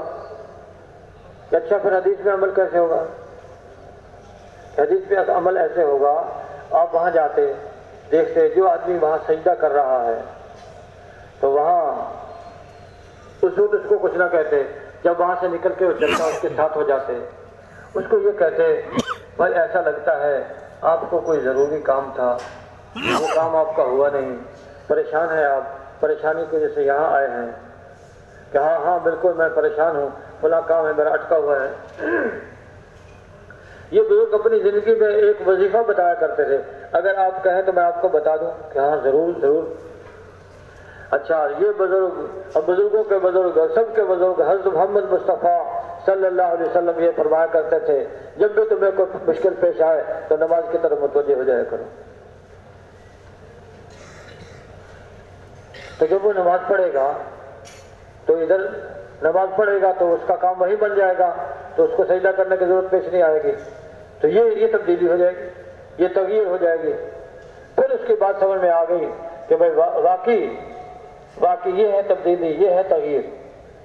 تو ہر فرد کے ذمے ہے، ہر فرد کے ذمے ہے کہ ہر انسان حضرت محمد صلی اللہ علیہ وسلم کے طریقے پہ زندگی گزارنے والا بن جائے اور پورے عالم میں پورا دین زندہ ہو جائے، اس کے لیے وہ جان مال لگانے والا بن جائے۔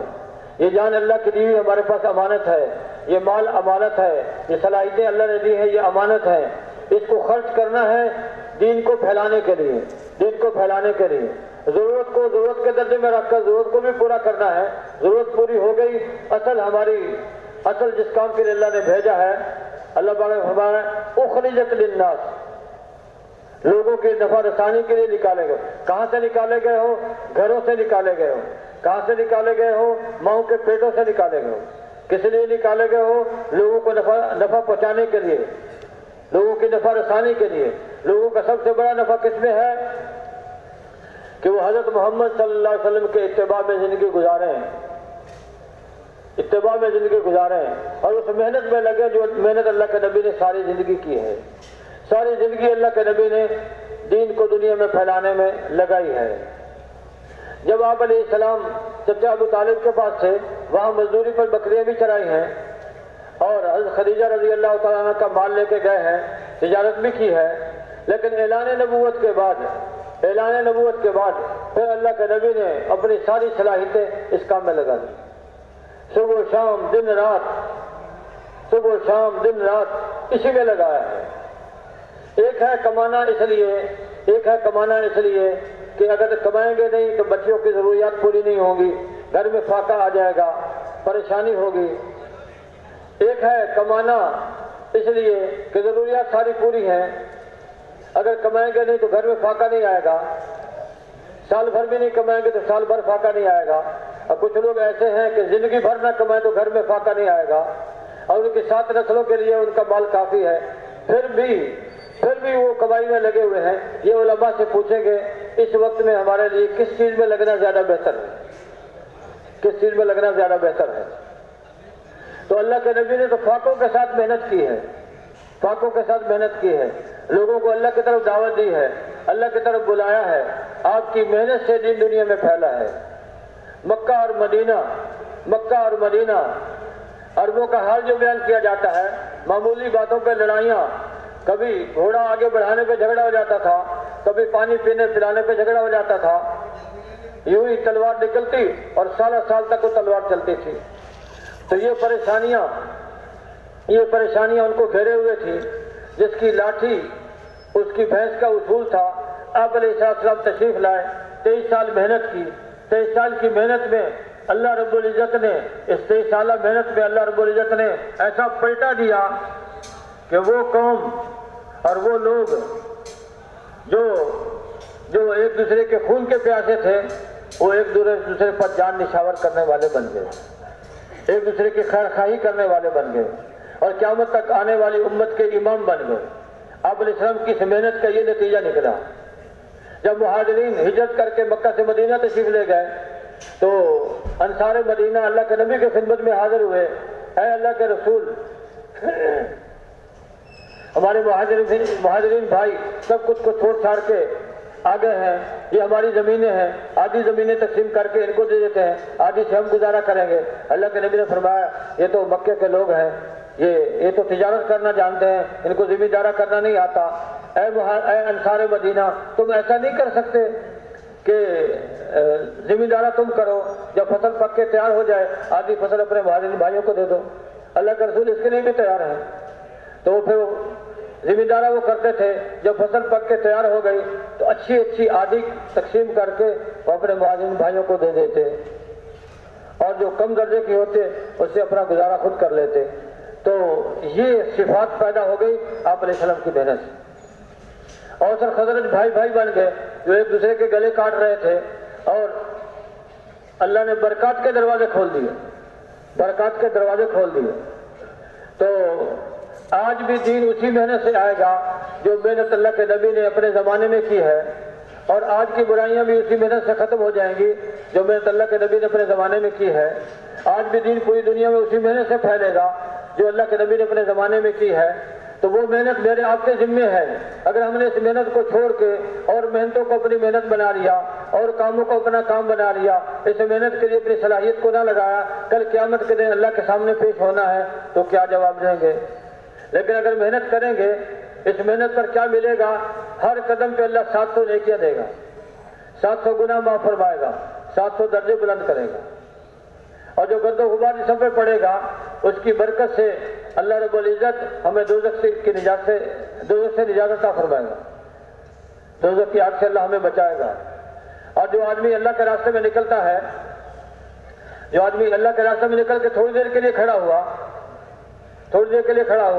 دوسرا آدمی گھر میں رہ کے ساری عمر سے نیک اعمال کر رہا ہے، تو اللہ کے راستے میں نکل کے کھڑے ہونے والا گھر میں رہ کے ساری عمر کے نیک اعمال کرنے والے سے افضل ہے، افضل ہے۔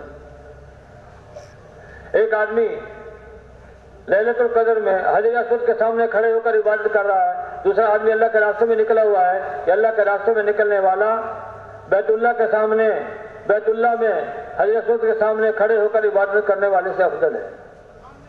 یہ وہ راستہ ہے جس سے دین دنیا میں آئے گا۔ یہ راستہ بڑا قیمتی راستہ ہے، اللہ نے یہ راستہ ہمیں بھی عطا فرمایا ہے، یہ محنت ہمیں بھی عطا فرمائی ہے۔ اللہ پاک دین پھیلانے میں ہماری محنت کے محتاج نہیں ہے۔ سارے لوگ رات کو سوئیں صبح اٹھیں تو سب کو ہدایت ملی ہوئی ہو، اللہ اس پر قادر ہے، اللہ اس پر قادر ہے، لیکن اللہ کا یہ دستور نہیں ہے۔ جتنی ہم محنت کریں گے اتنی اللہ ہدایت کو عام کرے گا، اتنی ہدایت کو عام کرے گا۔ اللہ دین پھیلانے پہ آئے تو انسانوں کا محتاج نہیں ہے، محنت کا محتاج بھی نہیں۔ اللہ دین پھیلانے پہ آئے تو پرندوں سے کام لے لے۔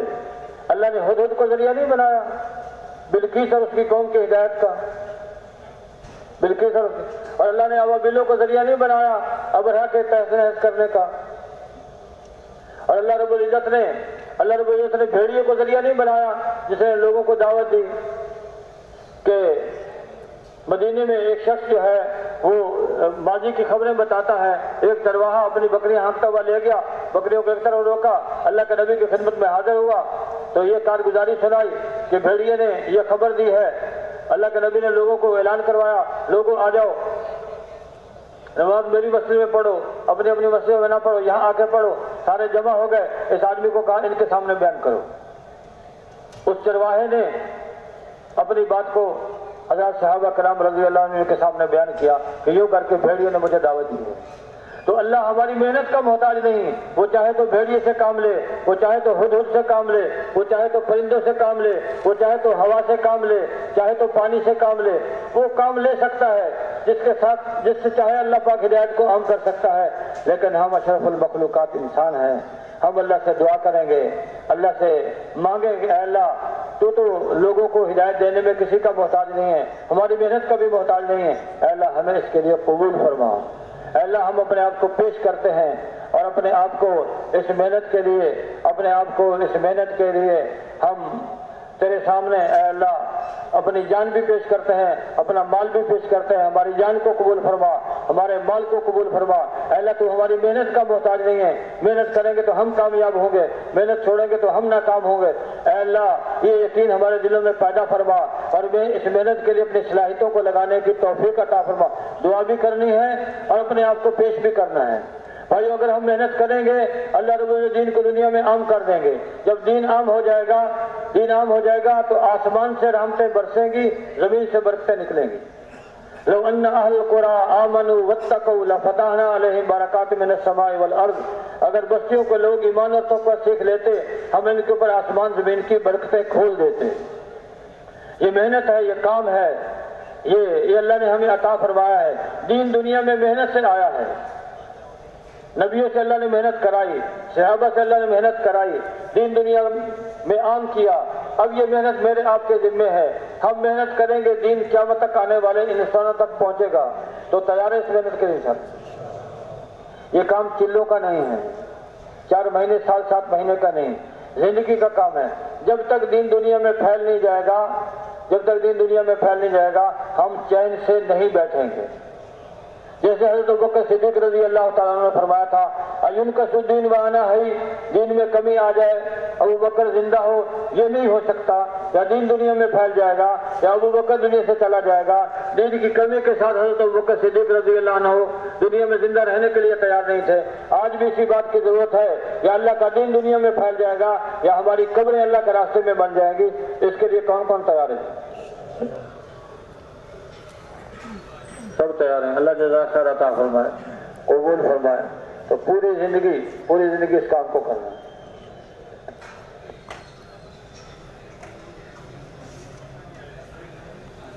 ابھی سے جا رہے ہو